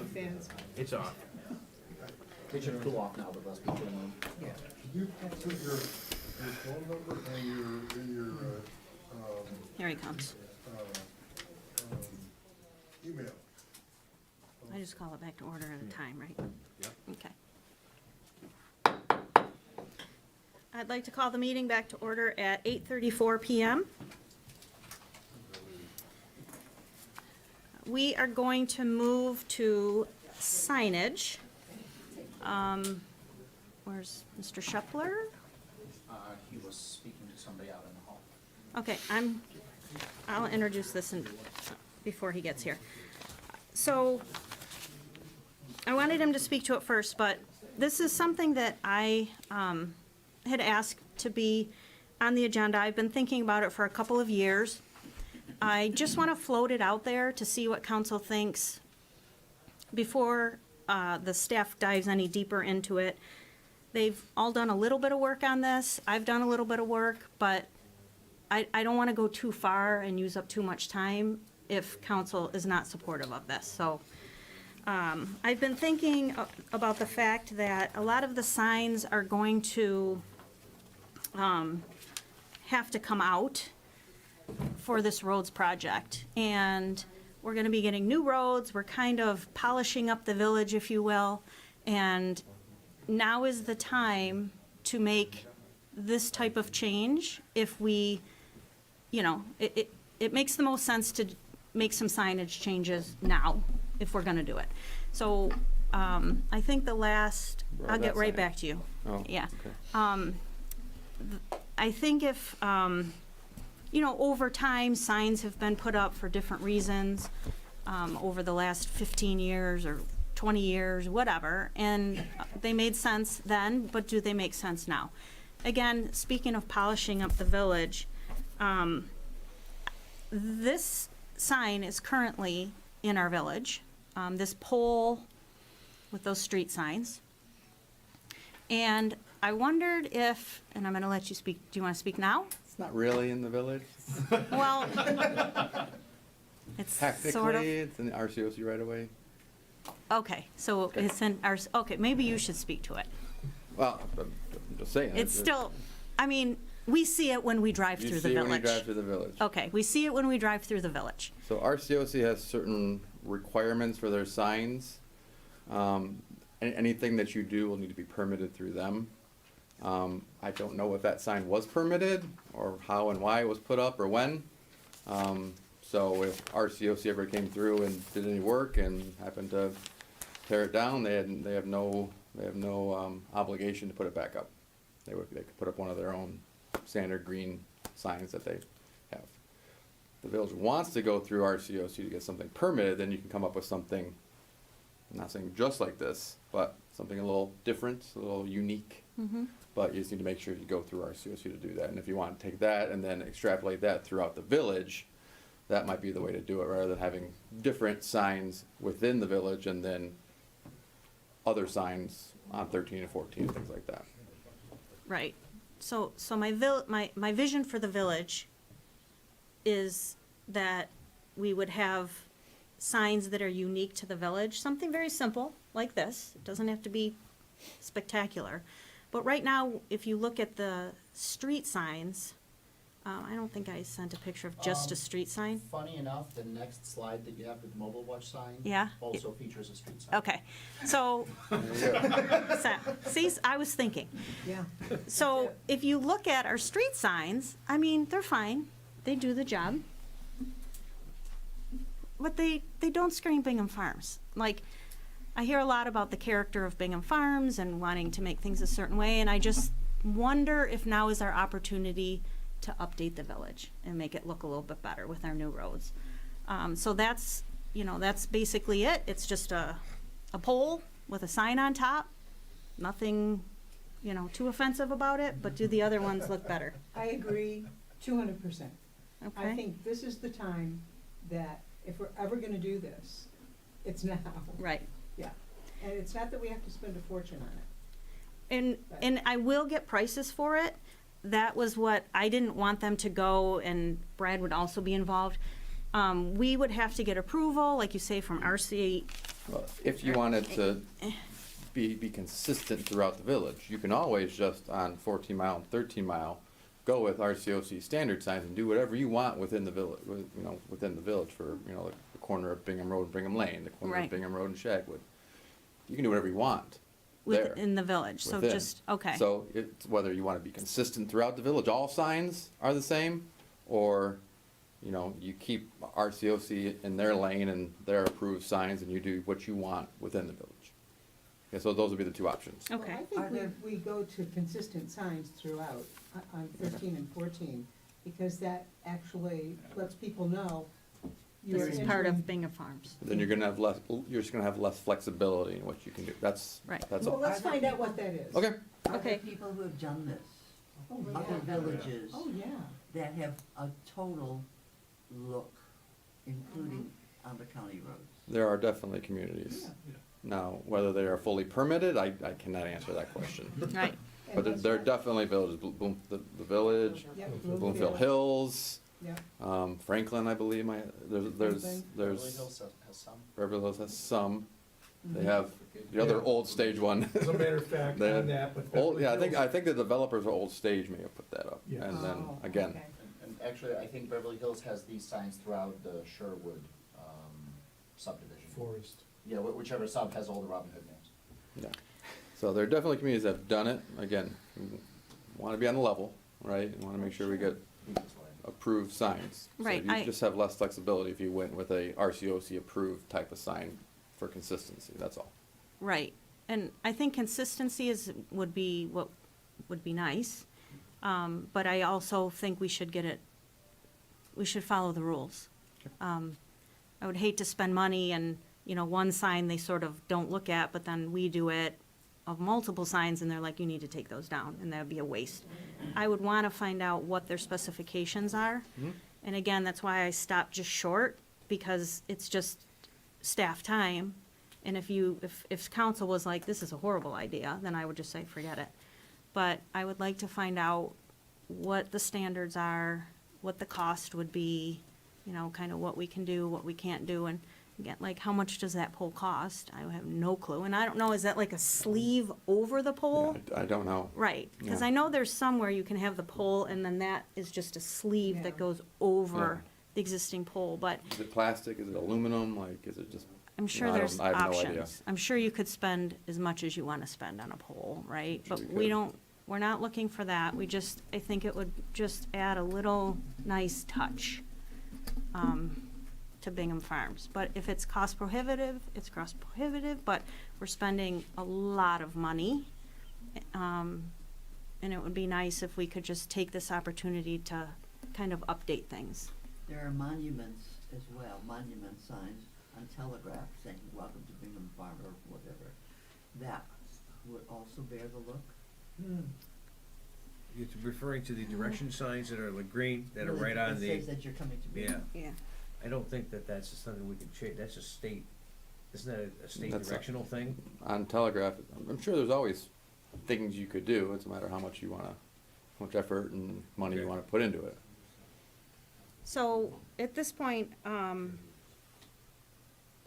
hearing that nobody's opposed to spending a little bit more time just investigating, and we're not making any decisions, but just investigating, making it more I'd be consistent. happy to get whatever the rules are from Oakland County for roads, to see how flexible they'd be. Cause it's RCOC and MMUTCD, right? So MMUTCD is the Michigan Manual Uniform Traffic Control. Right. That's more for your stop signs, your speed limit signs, your regulatory type signs. Okay, so we not don't have to street get signs. anything from them? No. Okay, You just need to work with RCOC to say, what types of signs would you permit, I think that would be the introductory email to RCO, so it would be like, what types of street signs would you permit? The village would like to have something unique, and they want to have it throughout their village. You know, what can you do for us? Like, what different varieties can you have? Things like that. Just to be clear, we only are concerned with their permit, or their allowance, with the signs that are gonna be on 13 and 14. We don't they don't have any But say. it on was what all happens about inside. maintaining consistency Right, throughout understood. the village. If you want to So- maintain consistency, you have to match what's on Right. 13 and 14 miles. So- If you don't so- care about consistency, then you can do whatever you want in Do terms. you know how long their approval process is?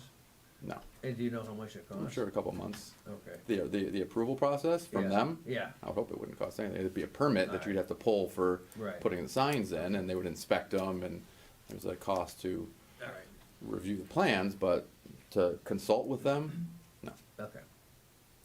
So I think that's a good place to start, is what's allowed on 13 and 14.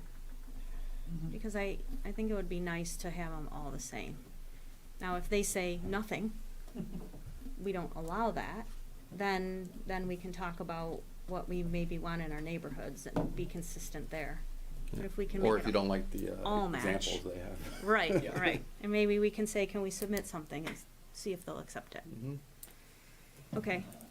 All right, so, Can I just, one more comment to Yeah. add, just briefly, is I'm seeing in surrounding communities, we're gonna replace stop signs. most of them, yeah.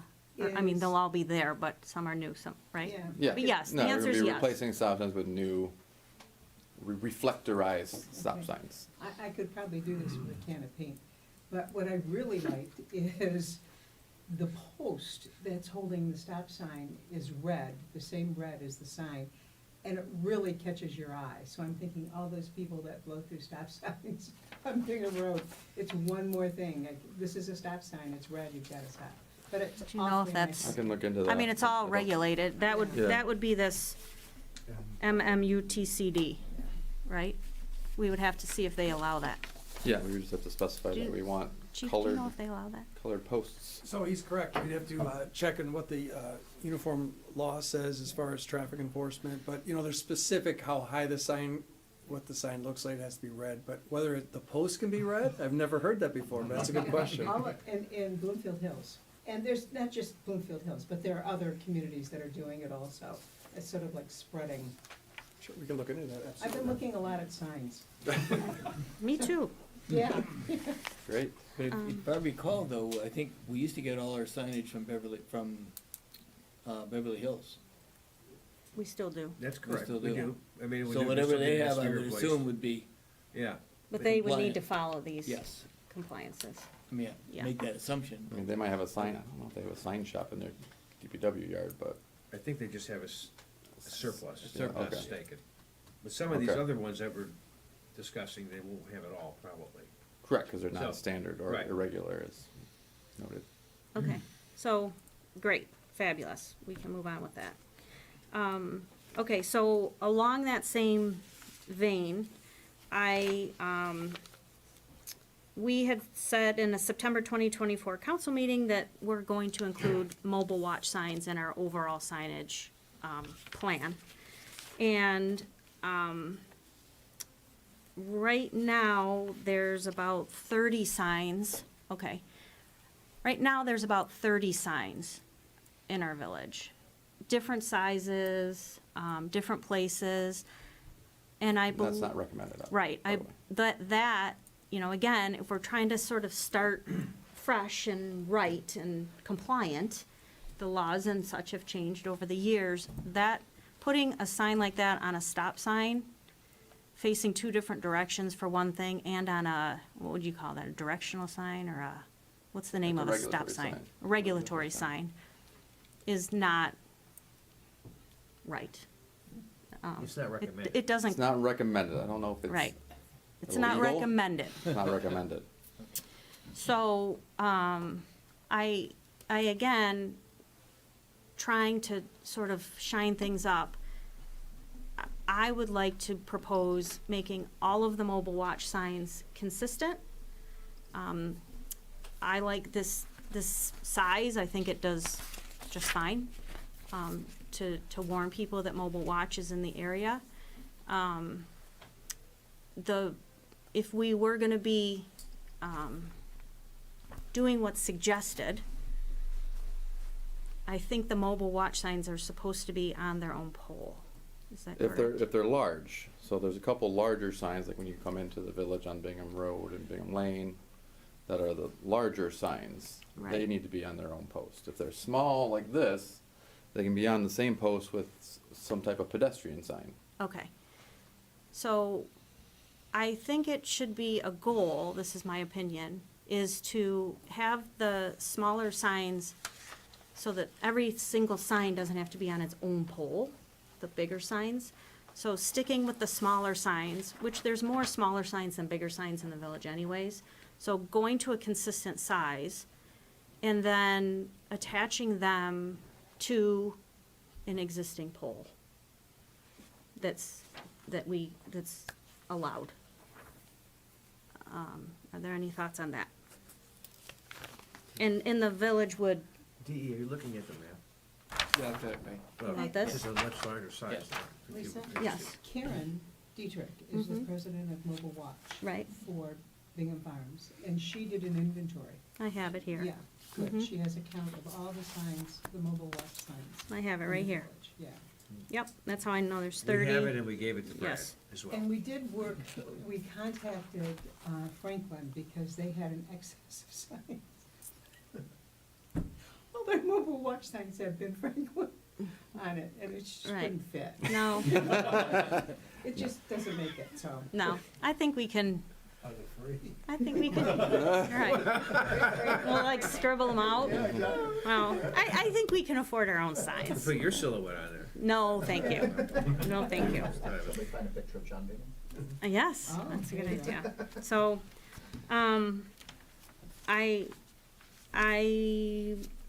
I don't know what I was saying, but I would like to sort of float that out there. We said that we would pay for the signs, include the signs in our plan, and I think now is a good time to talk about it. That is on, multiple streets. Shagwood, Old Orchard, Timber Trail, Hickory Hollow, Bingham Lane.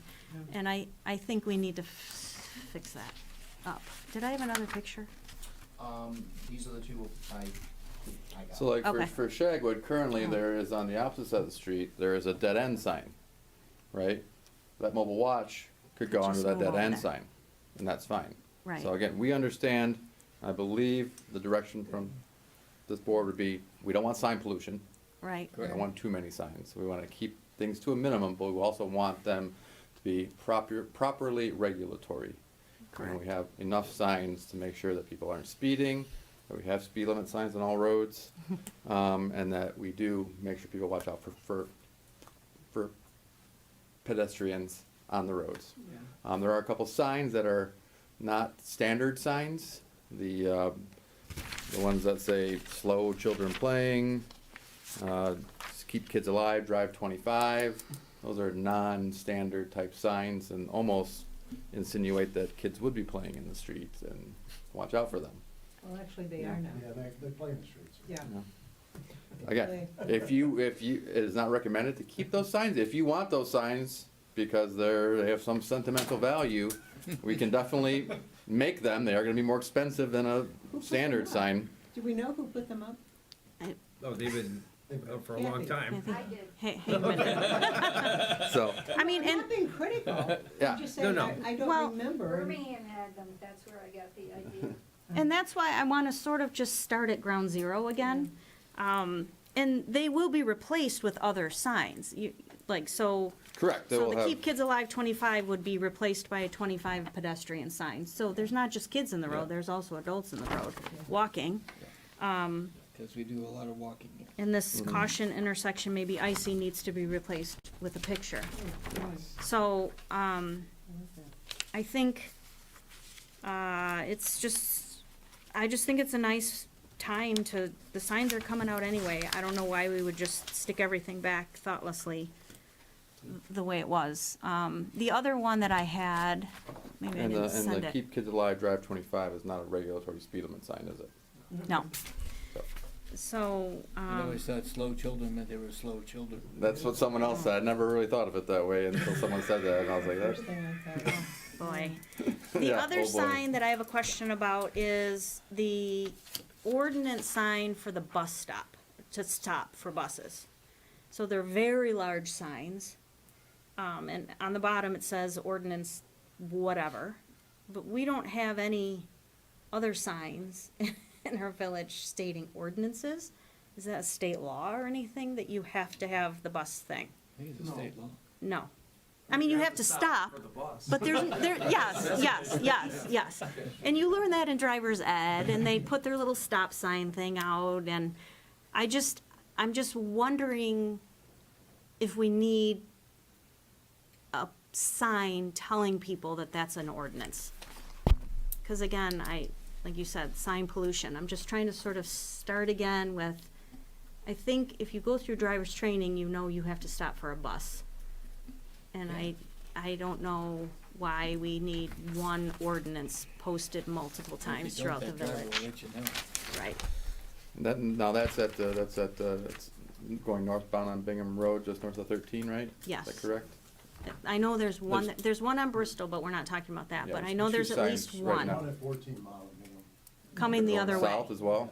Okay. Yes, right, I will look into whether or not they're needed. Right now, we have them just as to remove or salvage and replace, pretty much put them back on a new post. right, but do we need, So if we don't want them, we can just, I mean, it's not something, we can just take that out of the bid. It's not a huge item. Just say, Right. no, we don't want that, just remove it, you know? Right. So, but it'd be nice to have it, in the bid properly, so we can check into that. There's no promises that we'll have an answer by Wednesday. okay, So we'll leave it in for right now, so we have a cost to remove, salvage, and replace it. And if we end up just not doing it, then we'll save a little money. just remove and salvage, Just remove. right. What is salvage? Oh, save it? Yeah, save it, Okay. so you can reinstall it So later. just remove. Just remove. And over time, I'm sure signs will be added, and then in 15 years, in 20 years, somebody else can start at ground zero again. Just try Well, to as a general shine comment, our up. signs are in desperate need. Yeah, Yes. all new stop signs, So- all new speed limit, any sign that would just be replaced, will be replaced with a new That's bad. reflectorized sign.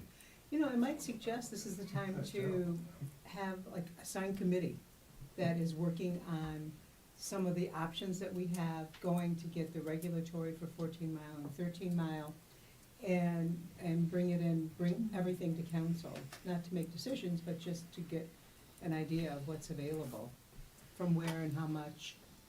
Yeah, because it's recommended to go out, if you're gonna do street signs, to go out like later separately, especially if you're gonna do something specialty. You want a specialty contractor doing it. Right. You don't wanna try and lump it onto a road job and have a road contractor subcontract it out to whomever is cheapest. right.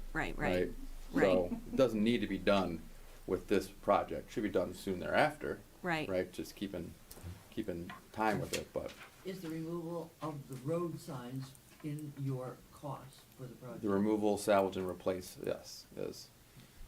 So they're just gonna take this one out during construction, if they need to. Again, we're just doing roads. If they don't need to take it out, they won't, right? And then we'll But just when say, they're so, doing the drainage ditches, if it's by where they're doing some of the drainage stuff, then yeah, they'll probably take it out. But in areas where they're not, and they're just doing the road work, signs are, 3 or 4 feet off the road. If their machine's not planning on hitting it, they're not gonna take it out. Now, we won't pay them for it either, but we'll have it in there just in case. Okay, so it sounds like So we have our plan. people are on That's board. kind of what we talked about. Right. No sign pollution, just replace what we have to, replace all the new one, or replace all the existing stop signs, speed limit signs that are there with up-to-date MMUTCD approved signage. Right. And, I mean, I think a lot of the work that you're talking about is done. I mean, you guys have already done a lot of signage work. So let's just talk later about getting, what exactly does need to be looked into and how to You mean go the about street that. signs? The street signs? Yeah, Not the traffic control signs, but the street signs. right. Traffic control signs are pretty standard, We don't have choices. not really. Okay, I just wanted to take the temperature on the signage. So let's move forward and get some costs and all that, and we'll decide Okay. later. Thank you very much for You're that. welcome. Before Brad goes, Oh. I'm joking. easy. Just so it clarify in my mind, HRC is ready to rock and roll. Yes. Like, full bore, let's go ahead. Second thing is, and because I was walking the streets today and it just caught my eye. When we talk about turning Timber Trail into a trail, is that from Bingham Road all the way to Hickory Hollow?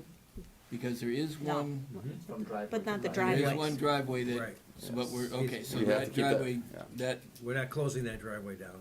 we are not. No, No. it starts after the driveway. It starts, because you have a lot of people drive up that and have to turn around.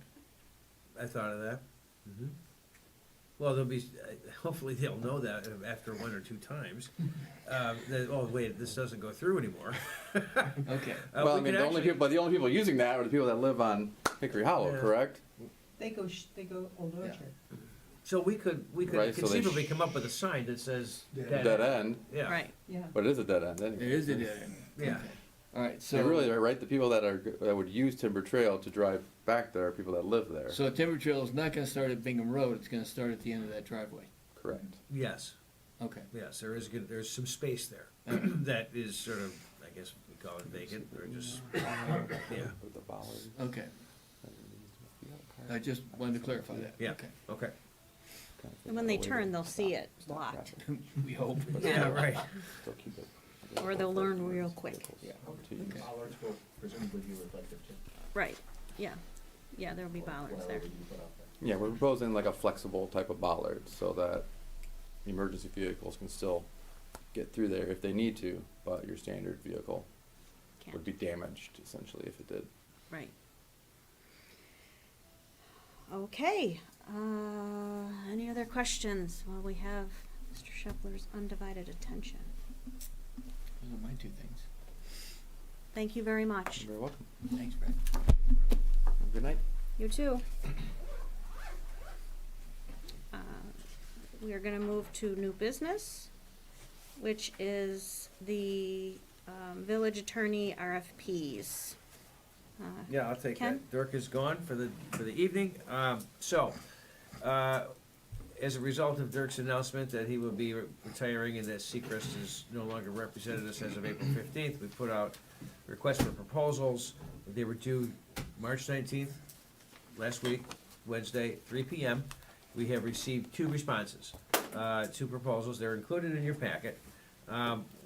And they're included in this little, I made this little chart for everybody. Your code is in my office, I think. Yeah, well, I'm off the clock now. Oh, okay. I'm here for my own interest. All right, okay. I thought you were looking for your jacket, sorry. I thank you for reminding me. Yeah.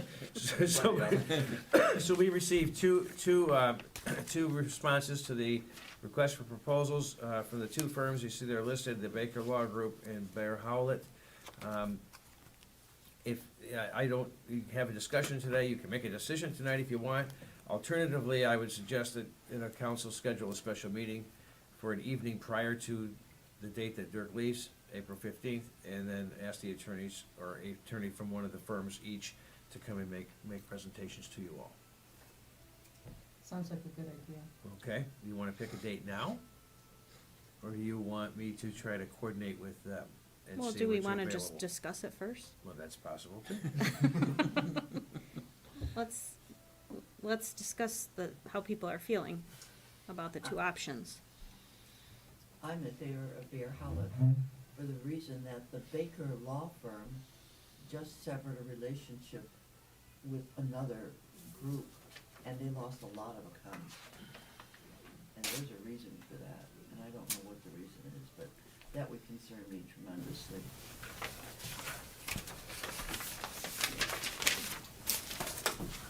Okay, So- good information. Yeah, Anybody this else? information. Did you just find it online? Is that what you? No, it was researched? right in here in their proposals. Oh, was it in there? Yeah, they said that they lost a lot of the different city and municipal accounts, and they went with the previous firm. They were not able to maintain, Baker was not able to maintain those municipal accounts. And that was effective the beginning of this year. So they're scrambling right now, they're scrambling, That's interesting. yeah. So, based on, yes, they are cheaper, but, you get what you pay for. So just because there was a process here. You sent out, I guess, to a number of different law firms? No, I put out what's called a request for proposal. It's Okay. posted on the Michigan Municipal League website. Okay. And So anybody could have responded? any attorney, yeah, we, obviously, the proposal requested, obviously, municipal attorney, and that they are located in the general Detroit metropolitan area. We don't want someone representing us from Muskegon or something of that nature that can't ever get to a meeting.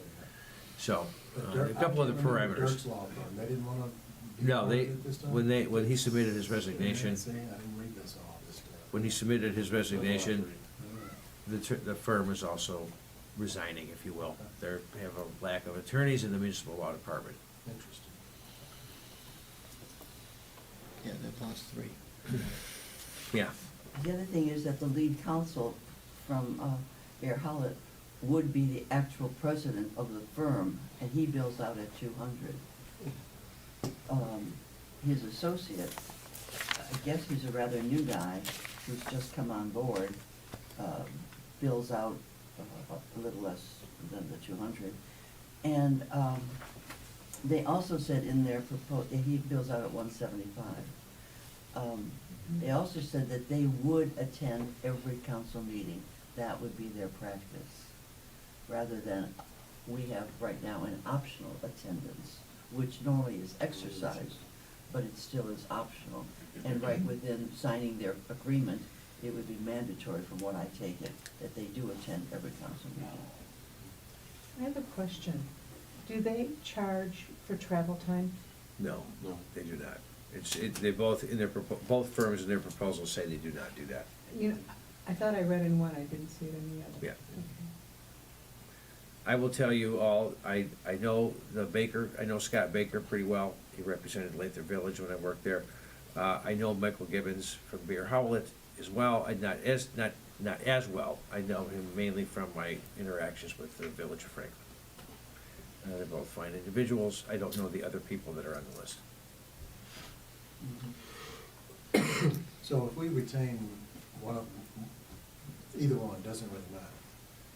And I admit I have not read it well enough. Mhm. Is there can we decide we don't like you after 30 days and move on with life? Trial period? Yeah, well, or just I mean, how did, are we signing How up long is for the a year or contract? 6 months? Or- Yeah, well, It's pretty much ongoing, unless we can always fire them. We can always just say We can goodbye. sever the relationship within Right. 30 or 60 days, but Oh. but there's not a deadline Okay. necessarily, like the contract for rubbish, it has a No, that's deadline what to I'm it. trying, exactly. Yeah, So it's that's a not good a yearly- analogy. Right. We don't like you, you don't have an Right. option to send No. somebody else in, we don't like you anymore. Right, there's an option for that. Well, we don't like you? That's right. We don't like you. Right. Or if the advice is not good or not clear or something, yeah, right, Or they don't show up. Or they don't come to our meetings, Right. we ask. right. We have to wait for them? Yeah. So what I'm hearing is that council would prefer a special meeting to meet each firm and discuss Mhm. options. Is that correct? That wouldn't be a bad idea. Okay. Yeah. So that'll be a special meeting? Yep, it would be a special meeting. No. Yes. Under the Open Meetings Act? Yes. Now, Bar Howlett was Right? I'm the sorry. village attorney. Yeah. I'm sorry. There's 4 questions at once. Yes. What was the question? Was number 1 question? Let's start Would here. the meeting Oh. have to be? It is an open meeting. Okay. Yes, it is. Yes. Yes, it is. And what was the question? It wasn't a question. Oh. If I remember, Bar Howlett was the village attorney at one point. Am I correct, Kath? Way back. Way back, yeah. I don't see their names in anything, but I don't doubt that. I wouldn't doubt Kathy's wisdom. I bet you do. Never, that came out of your mouth, not mine. I was putting it in your plate. All right, so, either way, I can either call the fellas and see if they can, or call the attorneys and see if when they're available, and then just throw dates at you, or we can pick a few dates now. If we do pick dates, I would have to say Mondays are probably not good for most attorneys. They typically, a lot of communities have meetings on Monday nights. So there'd be someone that wouldn't be able to attend, and I'd hate to do that. Tuesdays or Wednesdays? Tuesdays or Wednesdays? Yeah. Are Tuesdays or Wednesdays generally good? Okay. All right. So you want me to approach them, ask them if they're available on a Tuesday or a Wednesday? If I can get them both, then then Lisa will call a special meeting and we'll put the notice out. Does that sound right? Yeah. Okay, all right. Okay. Does it make sense to have input from Dirk? What's that? Does it make sense to have input from Dirk? I asked him that Yeah. before the meeting started, and he said he did not need to be here for this at all. Well, not on a legal perspective, but he's been doing this job Right, for right. a long time. Right. But Longer than all of us. I don't think didn't you say he really has These no, attorneys have been doing it for a no, long time. Well, too. I understand that, Yeah. but he's been here doing this. We can certainly ask him to weigh Or in. even, He would not be at this special meeting. correct, or Okay. even just, what questions should I ask? I don't know. I could throw that I at him. haven't That's hired a not- lawyer lately, so. okay. Thankfully. So I can throw that at him, yeah, yep. If, just if you have any input or questions, Mhm. perspective, I Right. guess I'll say. Okay. And I do want to clarify one point, tab 8 on Baker Hollitt, the reimbursement for out-of-pocket expenses for services, materials, and supplies, appraisal fees, certification fees, expended carrier charges, and travel expenses are billable for the one, and the other they are not, for Baker they are not. I thought I saw something different there, but I'm not gonna go through the whole thing. And Dirk's firm charges what per hour is to get I think they're at 135 an hour? 165 Yeah. now. 165. He went from 135 to 165. 165 just recently, yep.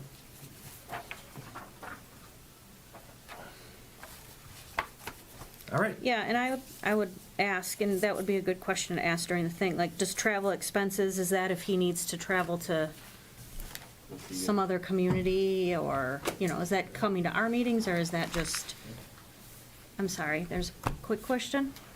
Just a follow-up to the question in terms of hourly rate. As of last week, Southfield Township did the same thing in terms of raising the rate up to 165 for Southfield Township as well.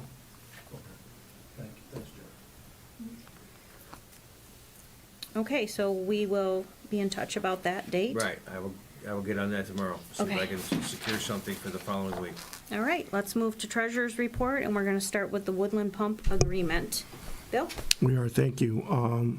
It's the new item. I usually just do the bills and the statements typically, but we have a new one. So in your packet, I wrote a memo.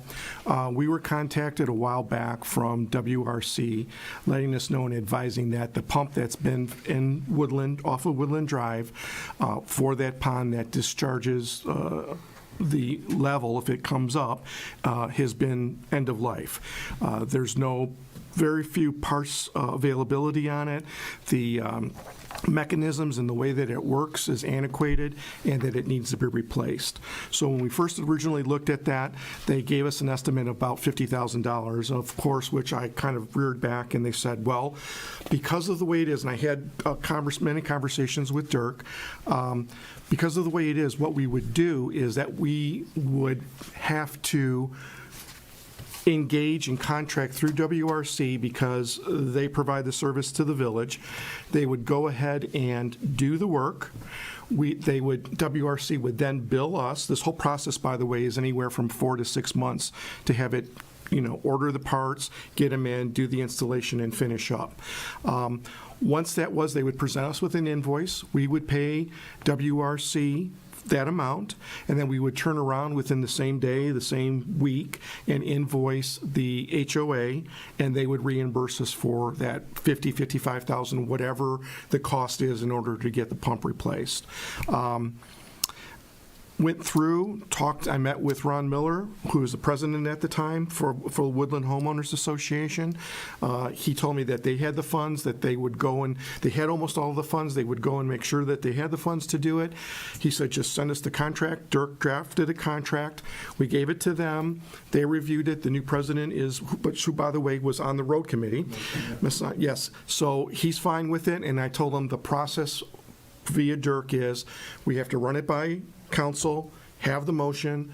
Once you approve it, I'll send the contract back over to them. They sign first, hard copy, wet ink, send it to us. We'll sign it on behalf of the village, and then we'll give them their copy, executed copy, and we have our copy, and then I would reach out to WRC to have that process started. And if we're looking at it now, 4 to 6 months, it's going to actually fall into next fiscal year. But I just wanted to make sure. It's a net zero. It's a net zero, it's a push, exactly. There's no cost to us at all for this. Yep. There's no Yep. general fund dollars. Yeah. As a matter of fact, not to bore you, but the SAD that we do for the pump maintenance, that's kind of a pass-through as well for the police. We collect the money, I put it on the tax roll under the SAD, they pay it, and I clear it. Any questions? Bill, do you anticipate any delay where we'd be on the hook for the 55,000 and our budget would be low and we'd have to have money going out to road contractors?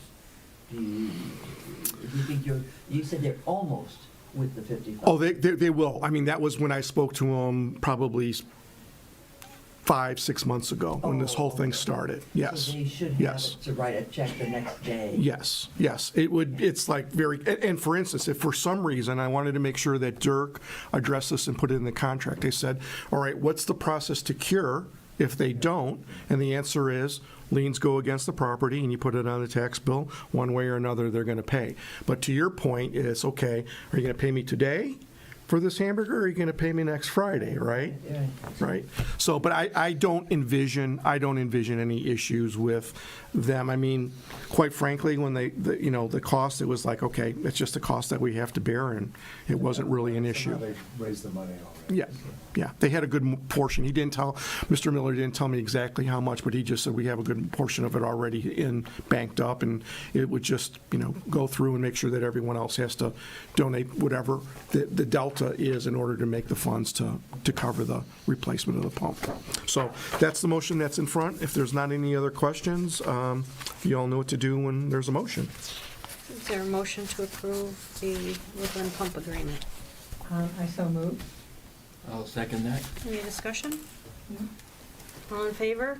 Aye. Any opposed? Motion passes. Thank you. Next item, which is very familiar to all of us, is approval of the bills. Well, we always do it in two sections. The checks disbursement for this month was February 26, 2025 through March 25th, 2025, which is tomorrow, out of the general fund, $323,559.42. Under the gas and weight funds for the same dates, February 26, 2025 through March 25th, 2025, the total expense, it was one invoice from Johnson Landscaping in the amount of $8,620 even, for a total of $332,179.42. Any questions regarding about the bills? The vendor, Hubble Roth, Yes. has multiple projects. Yes. They're all billed under the same account, or are all clustered together. As the road project costs start coming in, are we going to have clear, separated accounting? We are going to do a couple of things, and I reviewed this with our auditor. For this fiscal year, when we close it out, because of the funds that we had for the 1 mil increase and all of that, we are going to pay HRC out of the funds that are designated here in the account codes. And then what we will do is we're doing an accounting for that to make sure that we know exactly what portion of it is, and we see it on the invoices, of going to that, and we can either reclassify or do what we need to do to make sure the monies are in the buckets that it needs to. The second thing is I had a conversation with Brad, and I actually shared this with Trustee Michigan on Friday. He is on his invoices now. He's given me a download of various account codes that they use. He is putting the not-to-exceed number of $680,100 on the invoice. He's showing what the charge is, and he's showing what the remaining balance is after you deduct that charge from the $680,100. So we will know what he's billing for, when he's billing for it, what the amounts are, what the total amount that is not to exceed number that will not change, and what the remaining balance that they have to finish up for their fees that they stated on the not to exceed number. In the new fiscal year, what we'll start to be doing is I will have to make sure that when we have road construction on Bingham, that's got to go under the major account road, and the ones that are on local will go under the local. And then I have to make sure that I also take and allocate whatever funds out of the general funds to make sure that it's appropriated, just like I do now when we do, if money coming in or money going out, which one was done for the, plowing of Bingham versus the run for the local roads. So we split that out on a fractional basis that has been going on since many years before I've got here. But to answer your question, Trustee Howard, that's all got to be accounted for and put in right side up to make sure that we know exactly where every penny is going. This is like 95,000 just this month Yes. that's expended. And the previous months, there have been expenditures as well towards this project. Yes.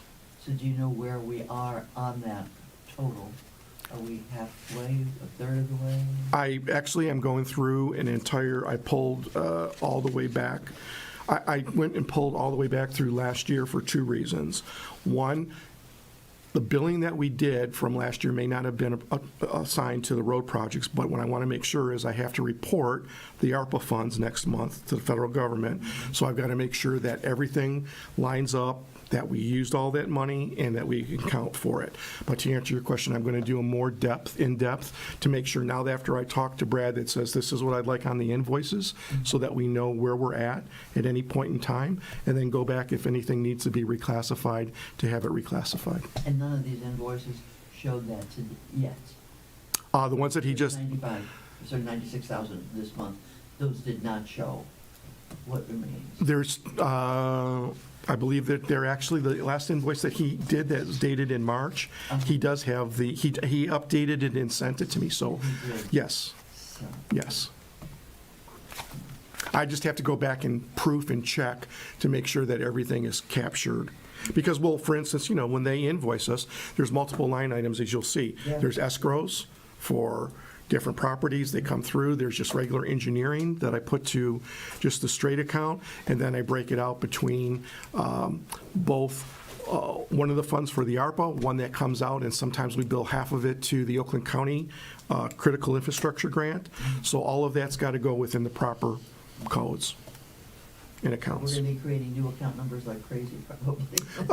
Maybe one or maybe a couple, but most of them, based upon when Trustee Jones was here and he had us move the 217 so that we rectify that everything's cleaner, I think that we have a pretty good handle on it, and just needs to make sure that we do that I do the housekeeping and keep it up so that we know exactly where we're at.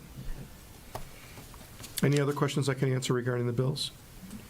No, but I think that was a great discussion, because it's, at the end of it, just making sure we know what counts against the not to exceed. Yeah. The other thing, just so that everyone knows, I sent an email, I've got to follow up with Brad, but what I also requested from him is not only on the invoice, but I would almost like a statement, right? To say, here's where it started, here's what we billed, and then boom, boom, every month, and then again, it's against the balance of there, so that it's for my purposes to help kind of streamline it, so I don't have to go back to every individual invoice and say, okay, what did they bill, look at it and say what it's against. I've got a running total on a statement on a monthly basis. And that's a statement I would love to That's see what we shared all with. need. Okay, I can include it in the package. Yeah. Yep. Yes, very much so. Was there a motion to approve the March 2025 bills? I move that we approve. A second? I'll second that. Any discussion? All in favor? Aye. Any opposed? Motion passes. Okay. Financial statements for February 2025. Yes, thank you. Next motion is financial statements for February 2025. Again, it's in your packet.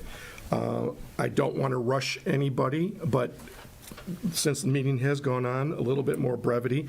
Let me just ask us, is there any questions? We're tracking right where we should be. As a matter of fact, we're doing a little bit better in some areas as compared to last fiscal year at the same time.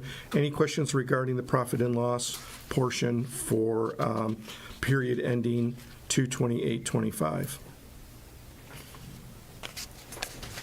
None? Okay, I'll move to the investments then. Investments are pretty straightforward. There's a couple that have, as I commented at last council meeting, some of them that matured and some of them that come on. We have been, again, luckily enough to find fairly decent rates that are out there on both of them. One thing that I am going to look at, and I've just checked out, is I may, again, my mantra is maximize interest income and reduce fees. One of the things I'm thinking of doing is I've contacted Flagstar because I thought there was a minimum balance before fees would start to be assessed. I find out that that is not the case. We have $159,303 as of the statement in February for that, and that is at 3.25%. If I want to move a portion of that money to, well, let me step back. I want to use some of that money because I'm going to need to transfer to pay the bills that are in the checks before you guys approve this. I haven't sent some of the large checks out yet. So I'm always going to use the less interest rate that we do to pay from it. But also I wanted to move some over in some of the higher yielding accounts. And I can almost get not quite 100 basis points, but, you know, Huntington cash sweeps, insured cash sweeps at 4. There's some that I could put into Michigan class, although because we kind of regulate and make sure that we can't have more than 600,000 in one. Again, right now you see it's at 602. I just move it over to keep it right underneath. At the end, when they add the interest, I always monitor that and play with it. But, you know, going from 3.25% to 4%, that'll buy us a little bit more interest, and I'm all about making sure that we maximize that as much as possible. So you may see that balance go down in Flagstar.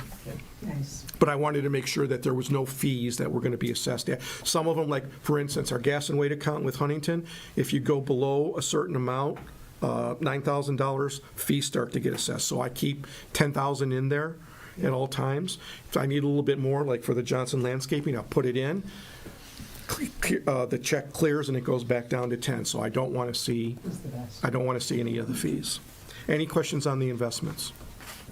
You the best, Bill. Thank you. Yes. Okay, then you want to make a motion? I move that we Accept the financial statements for Thank you. 2020. Accept the financial statements. Thank you. Thank you, Lisa. Second the motion. Any discussion? All in favor? Aye. Any opposed? Motion passes. Thank you very much. The last thing is trustee comments. We're going to go around the table, starting with trustee McAlexander. I felt really good about the public hearing. I thought, we got some good input, and I think we got a great plan, so congratulations. Mm-hmm. Nothing to add. Nothing to add. No, all set. Thanks. I was going to reiterate what Eric said. Yeah, I think it was a great meeting. I think we got a lot done. I would agree with that. I was happy to see the public turn out. Chief, you didn't have to stay the whole time, but we appreciate you did. It's very interesting. Sure. Can I get a motion to adjourn? Move, so Second. move. Any discussion? All in favor? Aye. Any opposed? Motion passes. Meeting adjourned at 9:26 PM. Thank you.